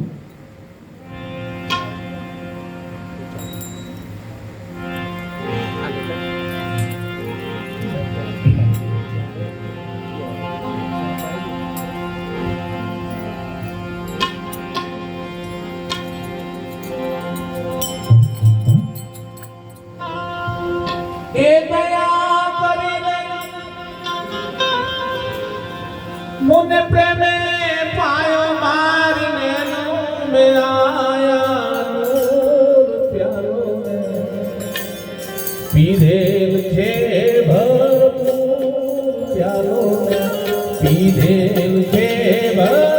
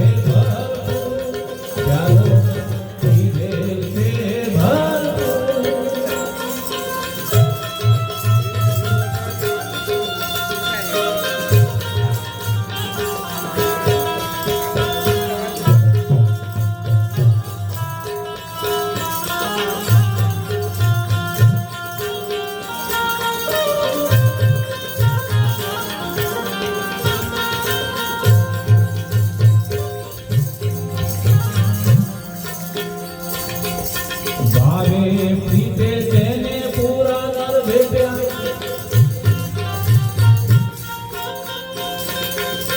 ભાવે પીતે જેને પૂરા નર ભેટ્યા હો ઘટમાં ચંદાને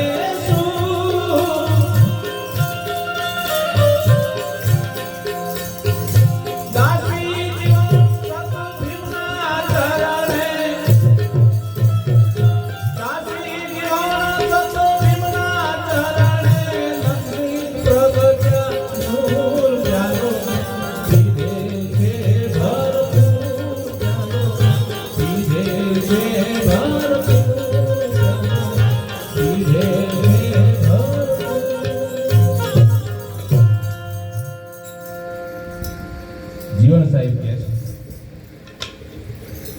કૃષ્ણ પરમાત્માના અવતારમાં એ રાધાનો અવતાર હતા તેમ છતાંય ગુરુ ભક્તિ કરી અને એવો પ્યાલો પીધેલો છે પરંતુ કેવો પ્યાલો અને સદગુરુ કબીર સાહેબ એક સાખીમાં એવું કીધું મુને દેખત આવે હાસી પાણી મેં મીન પિયાસી પાણીમાં રહેવા છતાંય માછલી કહેશે કે હું પ્યાસી છું તો કે સ્થાવર જંગમ જલસ્થળ ભર્યો ઘટમાં ચંદાને શું આખું વિશ્વ તારા ઘટમાં પ્રગટ પડ્યું છે આ જગતની અંદર બહારની દુનિયામાં તમે જેટલી વસ્તુઓ જુઓ છો ને એટલી વસ્તુ તારા શરીરમાં પડી છે સ્થાવર જંગમ જલસ્થળ ભર્યો હું અણુ અણુમાં હું વ્યાપક છું અને તું પરમાત્માની વચ્ચે બ્રહ્મ સ્વરૂપની વચ્ચે તું ઘરા ડૂબ પડ્યો છે તારાથી પરમાત્મા એક રતિભાર દૂર નથી તે છતાંય કહે છે કે હું પરમાત્માનું પામી શકતો નથી ક્યાંક ને ક્યાંક ઉણપ આપણી અંદર પડેલી છે કોટ કાંગરે પાણી સંચર્યા અને કીડિયું તરસી જાય જરા તુમ દેખો ને લોકો નાવ મેં નદિયા ડૂબી જાય ઘડો ના ડૂબે ઘડી ના ડૂબે હાથી મલમલ નાય જરા તુમ દેખો ને લોકો નાવ મેં નદિયા ડૂબી જાય કેવી વાત કરી સાહેબ નાવમાં નદી ડૂબો કે નદીમાં નાવ ડૂબો સદગુરુ કબીર સાહેબ કહે છે કે નાવડીમાં નદીઓ ડૂબી જાય પછી તમે પરમાત્માને સમજી શકો પરમાત્માને ઓળખી શકો તો નદીઓ શું છે ને નાવ શું છે આ શરીર તમારું નાવ છે અને મનની વર્તીઓ તમારી નદીઓ છે મન ઘડીકમાં આમ લઈ જાય મન ઘડીક આમ લઈ જાય મન ઘડીકમાં પૂનમ ભરવા જાય મન ઘડીકમાં બીજ ભરવા જાય આ મનની ચંચળતાઓ છે બધી આના ઉપર પગ દઈને જો ચાલો તો પરમાત્માનું પામી શકો બાકી આ જીવન અવર્થ છે નક્કી વાત છે તો મનની વર્તી તમારી અંદર પરોવાય આદામ તો અંતરમાં હશે સિદ્ધ ખોરો છેટે છેટે આ દિલ દરિયામાં મારો ડૂબકી ભજન કરો તો ભેટે દાસ સવાને ગુરુ ફુલગર મળ્યા નાદ બુંદના નેટે વર પરણીને ઘેર આવે તારે સુલતા સાહેબ ને ભેટે સાહેબ જ્યાં સુધી બહારની દુનિયામાં તમારું મન પરોવાયેલું હશે ને ત્યાં સુધી આ જીવ જાગૃત નહીં થાય તમારે એને પામવા માટે તમારી વર્તીઓને તમારી અંદર દાખલ કરવી પડશે અને પછી એક અચંબો એવો કીધો કે કૂવામાં લાગી લાય જો આટલી મનની સ્થિરતા આવી જાય પરમાત્મામાં તમારું નામ તમારું મન જોડાઈ જાય તો એક અચંબો એવો કીધો કે કૂવામાં લાગી લાય કૂવાની અંદર કદી લાય લાગે પાણીનો છલોછલ ભરેલો કૂવો હોય એમાં અગ્નિ લાગે પણ આ કૂવાની વાત કરી એક અચંબો એવો કીધો સદગુરુનો પરમાત્માનો એક વચનરૂપી એક શબ્દ જો તમારા કાનથી તમારા શ્રવણથી જો હૃદયમાં ઠેરાઈ જાય આ કાયામાં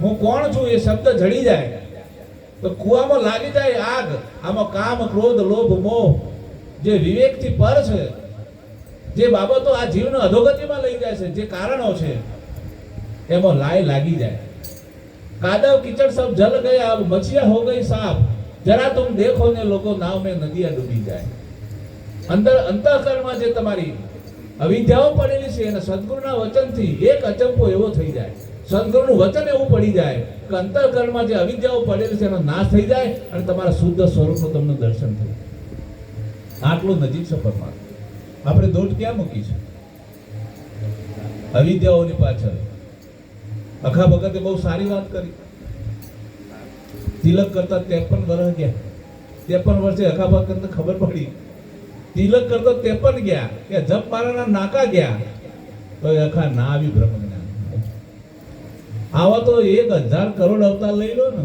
અને આખી જિંદગી મારા ફેરવ ફેરવ કરો. વિવેકના ઘરમાં, સમજણના ઘરમાં આવી જવાની જરૂર છે. પણ એની મૂળ વાત શું છે? અંતઃકરણ શુદ્ધ જોઈએ. અંતઃકરણના ભાવ તમારા હંમેશા પરમાત્મા લક્ષી હોવા જોઈએ. એસી બાની બોલીએ મન કા આપા કોઈ વરણ કો શીતલ કરે ઓર આપી શીતલ હોય. એવી વાણી બોલો, એવું શુદ્ધ સ્વરૂપ જેવું તમારું છે એવું પરમાત્માનું સામે પણ એવું જ છે. તમારા ને એની અંદર કોઈ અંતર નથી. આ રાગ અને દ્વેષ શેનાથી પેદા થાય છે? તમે બીજાને જુદો માણો છો એટલે. પણ તમારી અંદર સબગટ મેરે સાહિયા, કોઈ ઘટ ખાલી નહીં. બધાની અંદર પરમાત્મા એક જ છે, કોઈ ઘટ ખાલી નથી. પણ બલિહારી વાગડ કી જાગર પ્રગટ હોય. કોની બલિહારી છે? જેને પોતાને જાણી લીધો સાહેબ, એ ઘટની બલિહારી છે. આપણે તો નકરી અવિદ્યામાં પડી રહ્યા, આખી જિંદગી મારું તારું રેર ઝેર કરી કરી જીવન પૂરું. અને છેલ્લી શ્વાસે જીવ છૂટતો હોય ના હોય, કર્મના બંધન એવા હોય એટલે ઘરવાળાને બાધા રાખવી પડે કે હવે આ પરમાત્મા છોડી દે ને તો સારું, પોચ પૂનમ ભરશું કોને છોડ. પણ એમ પાછો અઘરો જીવ એમ ઘડીકમાં જાય નહીં. અને ઘણા તો જતા જતા જતા જીવ ઘર હોય ને કોઈ છોકરા હારી દવા કરાવે ને, એક ભાઈના એક કાકાના જીવ ના જાય. ચારે છોકરાને બોલાવીને પેલા એક મોટો છોકરો તેને કીધું, એક વડીલ એકલા બાપાને કંઈક બોલતા થાય એવું કરો, એમને કંઈક કહેવું છે તમને. મોટો છોકરો કે મારી 60 વર્ષની ઉંમર થઈ અને મારા બાપાની 80 વર્ષ થઈ. 60 વર્ષથી હમણાં ભેગો છું, આ કદાચ હાજા કરશું તો કદી હારું નહીં બોલા. કે હું 60 વર્ષનો સુધી મને ખબર છે કે આ પ્રકૃતિ જેવી છે. તો પેલો નેનો જીદી લોહીને બાપાના પ્રત્યે બહુ હિત હોય નાના ભાઈને, અને મા બાપને નાના છોકરાનો બહુ ભાવ હોય. પાછો મોટા 1 2 3 હોય ને એટલો બધો ભાવ ના હોય. નાનું છોકરું બહુ વાલું હોય. નાનાએ જીદ કરી ભાઈ કોક કરાવો ને, દયા આવી કે આ ઘર જીવ છે તો તારે લાવો થોડું હામું બોલું ને એવું કોક દવા કરીએ. તે હારા મારું 5000 ઇન્જેક્શન લાવી. અને પછી બાપો તો બેઠા થયા. તો પાછળ એક પાડોરું બહેનું હાવર નહીં ખાતું. તો બાપા કોઈ કેવું છે કે હું કી તમને અકલ જ નહીં કોઈ ના. બધા મોય વર્ગી રહ્યા છો, પેલું પાડોરું હાવર નહીં ખાઈ ગયું, કંટક દિન થઈ ગયા. લેવા આ શું કરવા જોઈએ? આ દશા આપણી છે. આ તો એક ખાલી સામાન્ય દાખલો છે. પણ અંતર્ઘટમાં આ વાતને વણવાની જરૂર છે. આની પર સચેત થવાની જરૂર છે કે મારી અવસ્થા છેલ્લા આવી તો નહીં થાય. આમ ઘર જીવ હોય ને આમ દેખાય, ઘણા તો મોટા મોટા ધોતવાળા દેખાય. આવું કશું હોતું નહીં, પણ મનની કલ્પનાઓ એવી હોય છે કે મોટા મોટા દોત હોય ને પાડા પર બેસીને એમ લોકો આયા હોય ને વેતરની નદીમાંથી પસાર થવું પડે ને. આ સંસારમાં સુખ અને દુઃખ ભોગવો છો ને, વેતરની નદી જ છે આપણા માટે. પરમાત્માના નામ સિવાય બીજી કોઈ પણ કાર્ય કરો એ વેતરની નદી જ છે. પણ સતત તમારું મન પરમાત્માના નામમાં જોડાઈ રહે ને, એ સ્વર્ગનું નિશાન છે. એ સુખ માણી શકો, સ્વર્ગનું સુખ છે. તો હાડ બડા તો ભજન કર, દ્રવ્ય બડા તો કુછ દે. અવસર થોડો છે, આપણી પાસે સમય ઓછો છે. પરમાત્માએ સારું શરીર આપ્યું છે તો કોઈની સેવા કરી લો. કદાચ શરીર સારું નથી, પૈસા 2 પૈસાની મૂડી આપી છે પરમાત્માએ. હાડ બડા તો ભજન કર, દ્રવ્ય બડા તો કુછ દે. કોઈ જગતમાં આડોશ પાડોશમાં પરિવારમાં કોઈ માણસ દુઃખી હોય ને ડૂબતો હોય, 2 પૈસાની મૂડી જો પરમાત્માએ આપી હોય તો એવા ડૂબતા જીવને બેઠો કરો. કદાચ પૈસા પણ નથી, તમારી પાસે શરીર પણ સારું નથી, અને પરમાત્માએ જો તમને દિવ્ય વિચાર આપ્યા હોય, સારા વિચારો આપ્યા હોય, તો અધોગતિના માર્ગે જતા જીવોને પાછા વાળો ને. બધાનું કલ્યાણ એક જ છે. કંઈક કરી લેવા જેવું છે. અંતમાં પોતે પોતાના ઉપર દયા ખાવાની જરૂર છે. તો હું અહીંથી છટકીને ક્યાં જઈશ? કેવો પરિવાર મળશે, કેવું પતિ મળશે, કેવી પત્ની મળશે, કેવા છોકરાઓ મળશે? આ જે છે ને એમાંથી મુક્ત થઈ જાઓ. ફરી ફરી કોઈ માના પેટે અવતાર ના લેવો પર એવી બાજી છે આમાં. પછી તો તમે મુક્ત થયા પછી ઈચ્છો તો ત્યાં જઈ શકો છો સાહેબ.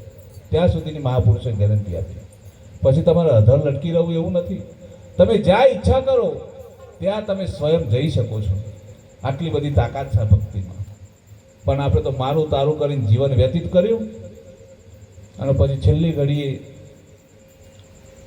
દુઃખ પડી જાય વેદના થઈ જાય, આંખમાં આંસુ આવી જાય, પછી ઘરવાળાને એમ કે મેં જીવનમાં કાંઈ ન કર્યું.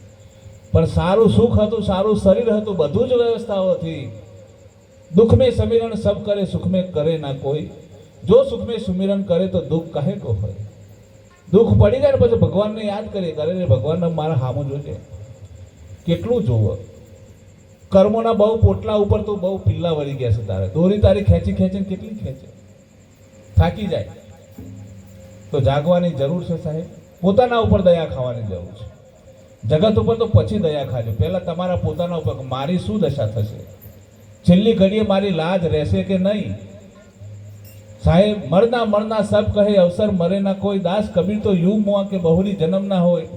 मरने से जग डरे सो मेरे मन आनंद. कब मरीए कब भेटीए पूर्ण परमानंद. મરવાની એક ખુમારી હોય, મરવાનો એક આનંદ હોય. આ જગત જો બીતું હોય તો મોતથી. જો મોત જેવી વસ્તુ ના હોત ને આ જગતમાં તો કોઈ કોઈને જીવા ના દે. એક વેતના હેઢા માટે આખી જિંદગી લડી લડીને મરી જતા હોય, અને જો મરણ જ ના હોત તો કોઈ કોઈને આગા પાછી થવા દે સાહેબ? કેવી દશા હોત. ભગવાન એક દયાળુ છે પાછો, કે તમે છેલ્લી ઘડીએ મરો ને ત્યાં સુધી તમને છેલ્લી ઘડી સુધી ખબર નહીં પડવા દેતો. ભગવાને આ એટલી ખોમી રાખી છે. જો તમારી પાછળ તારીખ લખી હોત ને, આ તારીખે તમારે અહીંથી ઉપડવાનું, તો 6 મહિના પહેલા ખાવાનું બંધ થઈ જતું આપણું.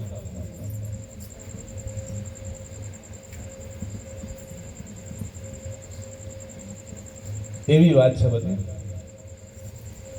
સમય પણ થઈ ગયો છે, 11:15 થવાય.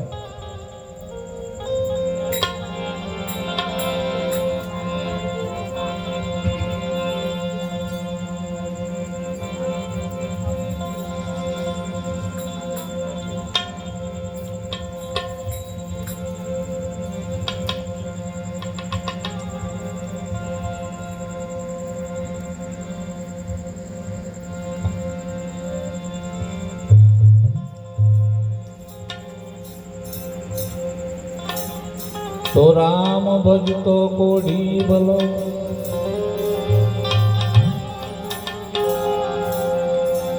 राम भजतो कोढ़ी भलो. भले चूमे हाडनी जाम, कंचन देह शू कामनी. जेना मुखમાં નથી રામનું નામ.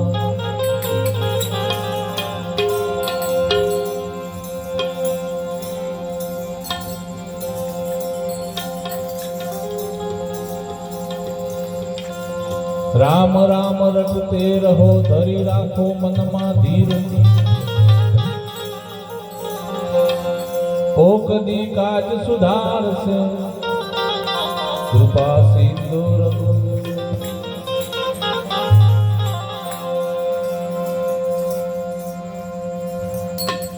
राम समर तारे काई फीकर, हे तारा आवागमन मटी जावे रे.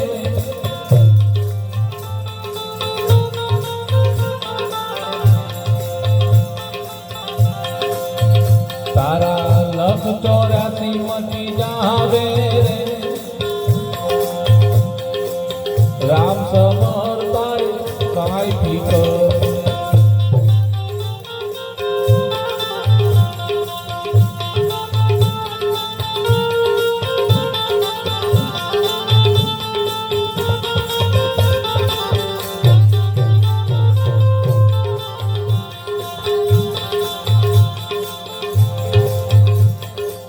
વિધાણા એકલા મોતી કેવાના, વિધાણા એકલા મોતી કેવાના. અરવિંદ્યા પથરા કેવાના રે, અરવિંદ્યા પથરા કેવાના રે. રામને ભજી લે એ જ માનવી, રામને ભજી લે એ જ માનવી. કાફિલ ગોથા ખાયા રે, કાફિલ ગોથા ખાયા રે. રામ સમર તારે કાય ફિકર.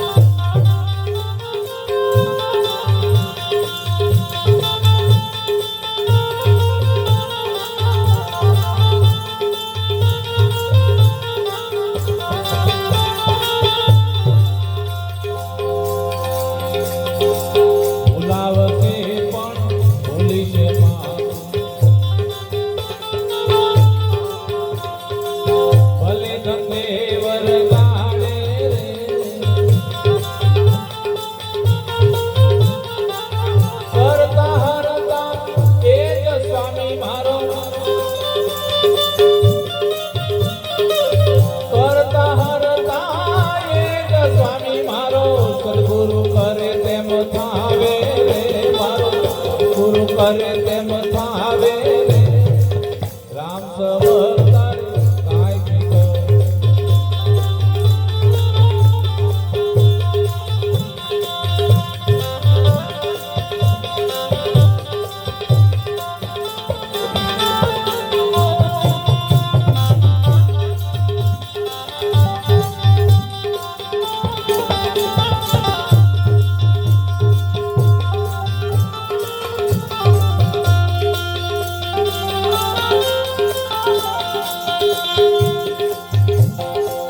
ધરારે આવશે વૃદ્ધ થવાશે કરમય જાશે તારી કાયા રે કરમય જાશે તારી કાયા રે સંતોના વસલે ગુરુ પાલક કરણે સંતોના વસલે ગુરુ પાલક કરણે દાસ પીનો ગુણ ગાયા રે દાસ પીનો ગુણ ગાયા રે રામ સમર્થન કાંઈ કીધો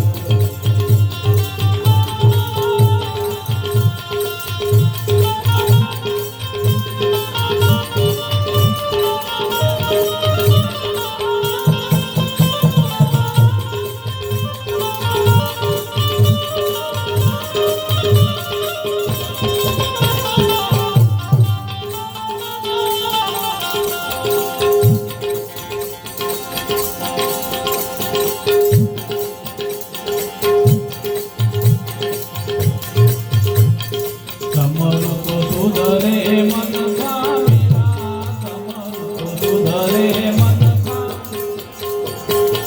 મેરા રે નબીજીનો સમરું તો સુધરે મન ખા મેરા રે નબી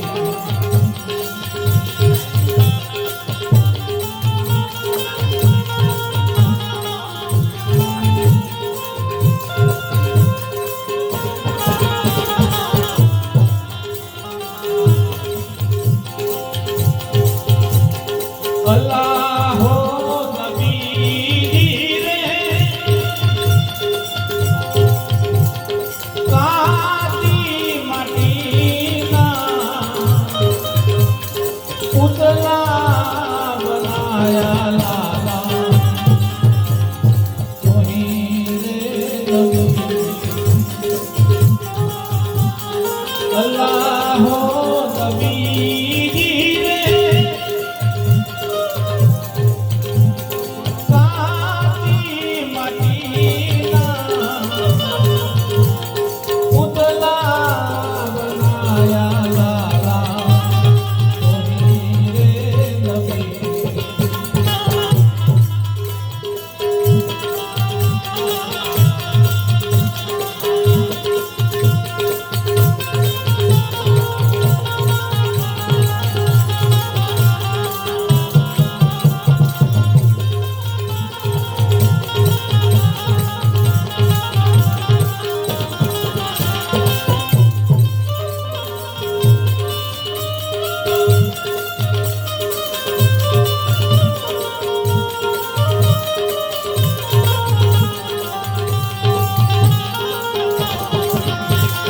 અહીં એક મુસલમાન સમાજમાં રોટી સાઈ થઈ છે. આપણે બધા ભક્તિ કરીએ છીએ ને પણ દ્રઢતાવાળી નહીં, વિશ્વાસવાળી નહીં, અને મોટા ભાગે તો લોકોને બતાવવા માટે એનું ભજનમાં જઈએ છીએ, ભક્તિવાળા છીએ અને સારું સારું બતાવવા માટે. ભક્તિ કોઈ દેખાવો કરવાનો વિષય નથી. અહીં હોથી સાહેબનો જ્યારે ગુરુની પ્રાપ્તિ થઈ, મોરાર સાહેબ આપણા હિન્દુ સમાજના અને હોથી મુસલમાન સમાજના હતા. પણ ગુરુનો શબ્દ એવો પડ્યો, આમાં કોઈ નાત જાતની વાત નથી. हिंदू कहो तो मैं नहीं, मुसलमान भी नहीं. आ 5 पत्थर की दरगाह में गेमी खले माही अंदर रवा वारो तो नात जात थी बारो છે સાહેબ. નાત જાત તો વાડા આપણે ઊભા કરે. નાત ને જાતિ જેવું કાંઈ છે નહીં. વિશ્વમાં 2 જ જાતિ છે, એક સ્ત્રી અને એક પુરુષ. આનાથી બીજી કોઈ વિશેષ જાતિ નથી. અહીં સદગુરુનો ભેટો થયો અને સદગુરુની પ્રાપ્તિ થઈ પછી એટલો બધો વૈરાગ થયો, સતત પરમાત્મા તરફ એનું ધ્યાન. સંસારની બધી માયા એને ફીકી લાગવા માંડી. પણ મુસલમાન સમાજે આનો વિરોધ કર્યો. આ તો બધા છોકરા બગાડશે, આ તો હિન્દુના ભજન ગાય છે, ગુરુ ગુરુ કે આપણામાં આવું કશું હોય જ નહીં. આને નાતબાર મૂકો, આના ગામમાંથી કાઢી મૂકો. સાહેબ ભક્તિ આદરી ને પછી આવી વિકટ પરિસ્થિતિ પેદા થાય. પણ સત સંગ્રામે રિયા પકડોડી વિપત પડી પણ બંદગી ના છોડી, કે શેખ ચમનની ધગમાં મરે નહીં જોડી, આ માથું વરુથી પણ ભક્તિ ના છોડી. શેખ અને ચમન એ કબીર સાહેબના બે શિષ્ય હતા, પણ ધંધો શું કરતા? ચોરીનું કામ કરતા. અને ચોરી પણ કેવી? પ્રામાણિક ચોરી. આપણા જેવું નહીં કે ચલો એક હારો ગલ્લો મળે છે, હારી દુકાન તોડી તો આખી દુનિયાનું જેટલું લૂંટાય એટલું લૂંટી લો, એવું નહીં. ચોરી એટલે જરૂર પૂરતું કે આજનો દિવસ ચાલે એટલું ખાવા મળે ને એટલી જ ચોરી, વધારે નહીં. અને એ સમયે સદગુરુ કબીર સાહેબના એમના શેખ ચમનના ત્યાં ઉતરવાનું છે. બંને મુસલમાન હતા. કબીર સાહેબ બીજા 4-5 સંતો લઈને શેખ ચમનના ત્યાં ઉતર્યા. ઘરમાં દાણો નથી, સંતો આવી ગયા, શું કરવું? એટલે બાપ બેટો બે વિચાર કરે છે, સદગુરુ ઘરે પધાર્યા છે, હવે શું કરવું? કંઈક ભોજન પ્રબંધ તો કરવો પડશે ને. બાપ બેટો વિચાર કરે છે, શું કરશું? કે થોડુંક અંધારું થવા દે, પછી આપણે જે રોજ કરીએ છીએ કરવાનું. નક્કી કર્યું, અંધારું થયું એટલે વાણિયાની દુકાન તોડી, દિવાલમાં બાકોરું પાડી અને ચમન બહાર ઉભો રહ્યો. શેખ અંદર ગયો, છોકરો. 4-5 સાધુ જમી જાય એટલો સર સામાન ભેગો કરી અને દિવાલની બાકોરામાંથી સામાન બહાર આપી દીધો અને પોતે પાછો એમાંથી નીકળવા ગયો. અને એ વખતે લોખંડની બોખ રાખવા, એની અંદર જો તમારો પગ ફસાઈ જાય ને પછી તમે ના આગળ જઈ શકો ના પાછળ, પછી હલોઈ ગયા, વાત પૂરી. આ શેખનું માથું બહાર આવી ગયું, સામાન બહાર આપી દીધો, પણ પાછળથી પેલી બોખનું લોક ખોલ્યું ને એના પગમાં ભીડાઈ ગયું. પછી ના દિવાલથી બહાર જાય કે ના અંદર આવી શકે. વિચાર કર્યો, બાપા શું કરીશું? મારો પગ તો બોખમાં આવી ગયો. કાલ સવારે નગરમાં લોકોને ખબર પડશે કે બાપ બેટો ચોરી કરતા, સમાજમાં આપણે આબરૂ જશે, રાજા આપણને મોત આપશે, તો શું કરવું? સાધુ સંતોની આગળ આપણે આબરૂ જશે, ચોરી કરી લાય. તો શેખ અને ચમને વિચાર કર્યો, શું કરવું ભાઈ? તો બાપુ તમારા હાથમાં સંતો જમન એટલું તો મેં સીધું સામાન આપી દીધું છે, પણ તારું શું કરવું? સવાર પડશે, રાજમાં ખબર પડશે. તો કે કરવાનું કંઈ છે નહીં, તમે મારું મસ્તક કાપી અને ક્યાંક હંતાડી દો, સાધુ સંતને જમાડી દો. સાહેબ સંતના સંતપણા નથી મફતમાં મળતા, એના મૂળ ચૂકવવા પડતા. અને પોતાના સગા બાપે ચમાને શેખનું માથું કાપી લીધું. એ માથની મુંડી એક થેલામાં પેક કરીને ભરાઈ પર મૂકી દીધું, કારણ કે માથા સિવાય તો દેહને કોણ ઓળખી શકે? સાધુ સંતોને ઘરે બોલાવ્યા હતા. એ સાધુ સંતોને જે ખીચડી કઈ બનાવીને સાધુ સંતોને જમાડી દીધા. સવાર પડ્યું, આખા ગામમાં ઢંઢેરો પીટાઈને ખબર પડી ગઈ કે વાણિયાને ત્યાં ચોરી થઈ. રાજમાંથી એલાન થયું, ચોરને પકડી લાવો. ચોરને પકડવો કેવી? એનું માથું તો હતું જ નહીં. ચોરામાં એની લાશને લટકાવી દીધી, માથા વગરની. એનું ધડ લટકાવ્યું અને સવારે પાછા પોતાનો નિત્યક્રમ પતાવીને સદગુરુ કબીર સાહેબ અને ચમન ત્યાંથી બજારમાંથી નીકળતા હતા.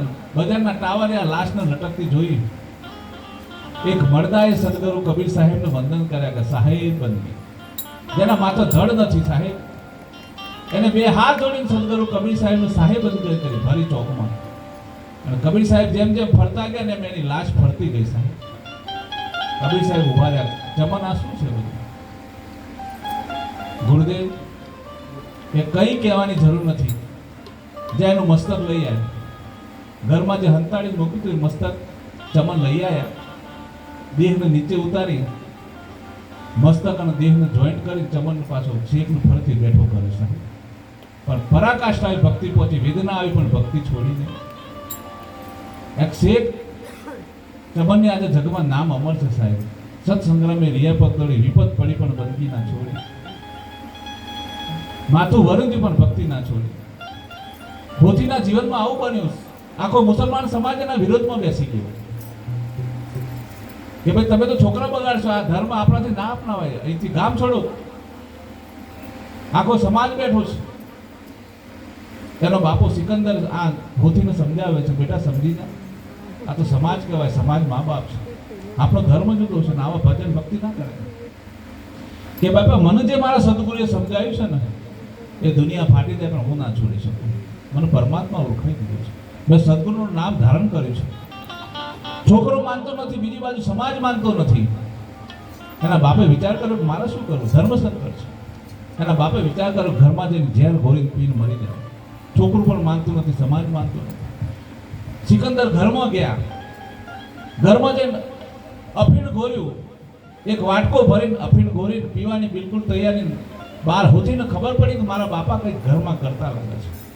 અહીંયા સમાજને બહુ સમજાવે છે, સમજી જાઓ કે ગુરુ ભક્તિમાં જ્ઞાતિ નથી. જ્ઞાતિ રે ભ્રાતિ નહીં, હરિ કીધા દેશમાં કાઢવો વરણ ન વિકાર. પરમાત્માના દેશમાં કોઈ જ્ઞાતિ નથી બાબા, માની જાઓ. ઘરમાં જઈને જોયું તો એનો બાપ બરાબર મોઢા પર ઝેરનો કટોરો લઈને ઊભો, એના હાથમાંથી કટોરો પાડી લીધો. બાપા, ગુનો મેં કર્યો છે, સદગુરુ મેં ધારણ કર્યા છે, તમારો કોઈ વાંક નથી. આ ઝેરનો કટોરો તો મારો પીવાનો હોય. એના બાપાના હાથમાંથી ઝેરનો કટોરો લઈ અને હોથી સાહેબ સમાજની વચ્ચે આવીને ઝેરનો કટોરો પી ગયો, પણ પરમાત્માનું નામ ના છોડ્યું, સદગુરુનું નામ ના છોડ્યું. પ્રકૃતિના નિયમ પ્રમાણે ઝેર તો ઝેરનું કામ કરે. એની અંદર ઝેર વ્યાપી ગયું. જતા જતા ઝેર વ્યાપેલા હોવા છતાં એને સંદેશો આપ્યો.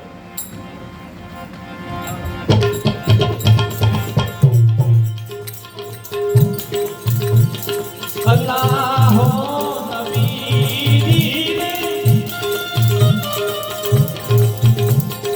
રામ ને રહીમ ને, એક કરી માનો લાલા મોહી રે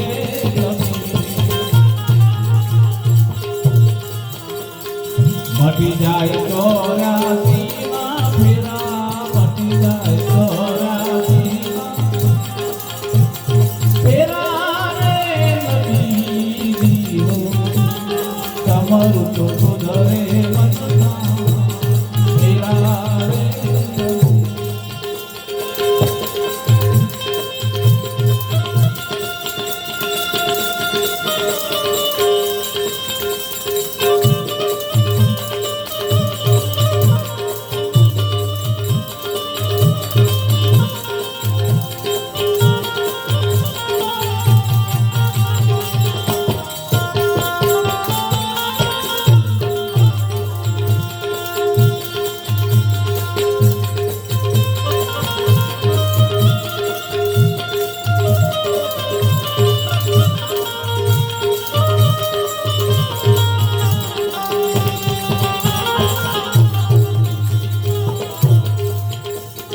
અલ્લાહો નબી રે,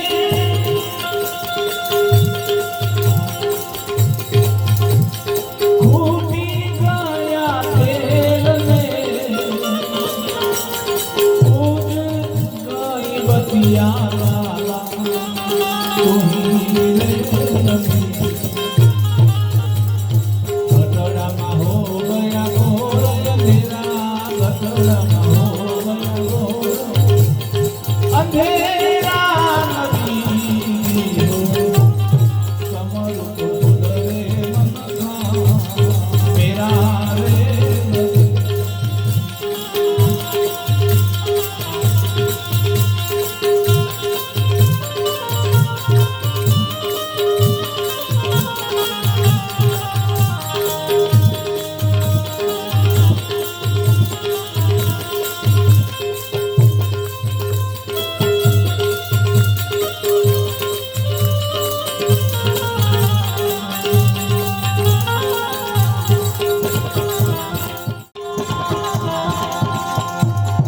અલ્લાહો નબી રે,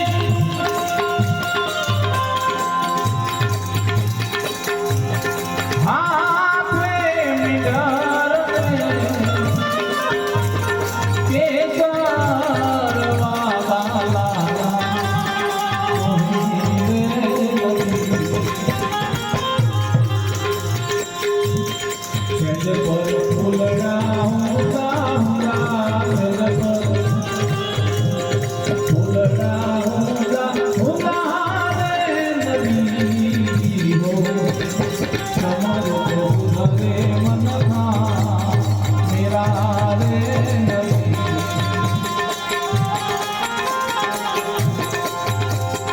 અલ્લાહો નબી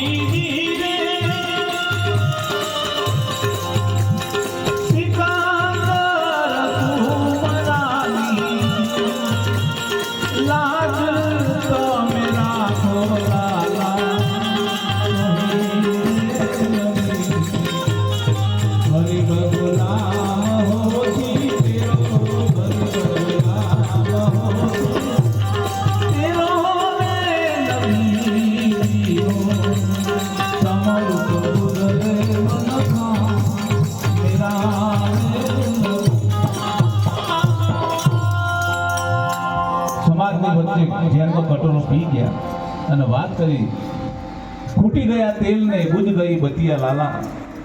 આ અવસર તો કાલ બપોરે વહી જશે, મનુષ્ય અવતાર કાલ બપોરે મટી જશે. સમજી જાઓ તો સારી વાત છે. રામ ને રહીમ તમે એક કરી માનો, પરમાત્મા ક્યાંય જુદો નથી, પરમાત્મા એક જ છે. પણ મનની મલિનતા પરમાત્માને નોખા નોખા માને છે. સિકંદર સુમરાની લાજ તમે રાખો લાલા, મારી તો લાજ ભલે જવી હોય તો જાય, પણ મારા બાપની તમે લાજ રાખો. પરમાત્માના ગુરુને વિનંતી કરે. અને ઝેરનો કટોરો અંગે અંગમાં રગે રગમાં વ્યાપી ગયો સાહેબ, પણ છેલ્લો શ્વાસ છોડતા છોડતા મનમાં એક ભાવ કર્યો કે આ શરીરમાંથી પ્રાણ નીકળી જાય એ પહેલા મારા ગુરુના દર્શન કરી લો. કેવી લગણી હોય પરમાત્માથી, કેવી લગણી હોય સદગુરુથી સાહેબ. આપણને તો શું છે, મેં બાપુરી ડૂબન કરી રહી કિનારે બેઠ. આ તો જીન ખોજી તીન પાયા ગહેરે પાણી પેટ. મોતી મેળવવા હોય તો મધ દરિયે સમુદ્રમાં જવું પડે સાહેબ. જીન ખોજી તીન પાયા ગહેરે પાણી પેટ. મેં બાપુરી ડૂબન રહી કિનારે બેઠ. ડરી ડરીને ભક્તિ કરો તો નથી મેળવવું. દોડતો ગયો સદગુરુના દર્શન કરવા છે, પણ છેલ્લી અવસ્થા છે, છેલ્લા શ્વાસો. ત્યાં પણ સદરથ સમુદ્રગુરુ મોરાર સાહેબને ખબર પડી કે શિષ્યના માથે કોઈ વિટંબણા આવી પડી છે.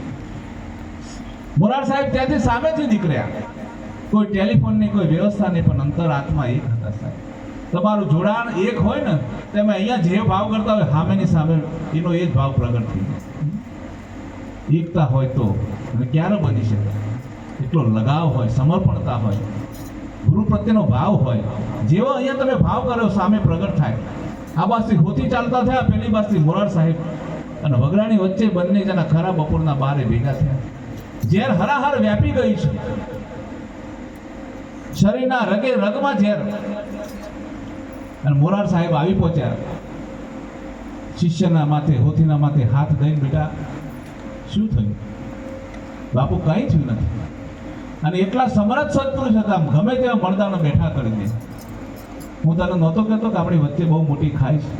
આ સમાજ આપણને જીવા નહીં દે ભાઈ. બોલ, તારી અંતિમ ઈચ્છા શું છે? મહાપુરુષના મનમાં એમ કાજો જતા જતા એમ કરી લે, મને હજીવન કરી દે. તેનું રગે રગનું ઝેર ઉતારી દે. એટલા સમર્થ તાકાતવાળા હતા સાહેબ, એટલા સદગુરુ. એને જીવાડી દે, મરદા બેઠા કરી દે ને એવી શક્તિ ધરાવતા હતા. બોલ, હોતી તારી છેલ્લી ઈચ્છા શું છે? કે મારી છેલ્લી ઈચ્છા કોઈ નથી સાહેબ. તમારા દર્શન થઈ ગયા ને, મને ભાવનું સુખ મળી ગયું. તમારા છેલ્લા દર્શનની મને ઈચ્છા હતી, પણ હવે તમે વાત કરો છો કે મારી એક જ ઈચ્છા છે કે મારા મૃત્યુ પછી મારા દેહને તમારા શરીરમાં મને આસન આપજો. તમારા આશ્રમમાં લઈ જાય મને અને આ શરીરને ત્યાં દફનાવજો. આ મારા સમાજને આપતા ને. ત્યાં સમાજ બધો ભેગો થયો. દોડતા દોડતા હવે ખબર પડી કે મુસલમાન સમાજનો હોતી ગુજરી ગયું. આખો મુસલમાન સમાજ આવ્યો. મોરાર સાહેબે કીધું કે આ મારો સેવક છે ભાઈ, અને મેં એને વચન આપ્યું છે એ જીવતો તો ત્યાં સુધી તમને તમારો મુસલમાન નહોતો દેખાતો. હવે આ શરીર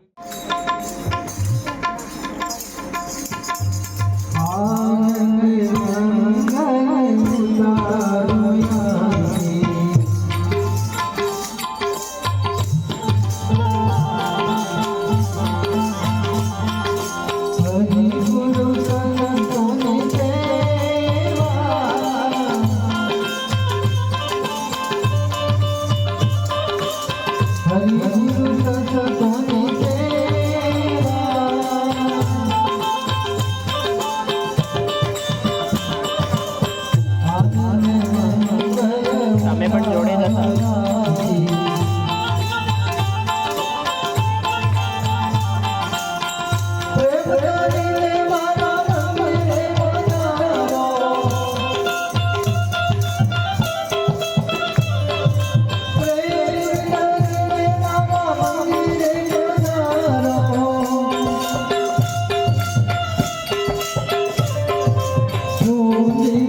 સુખડા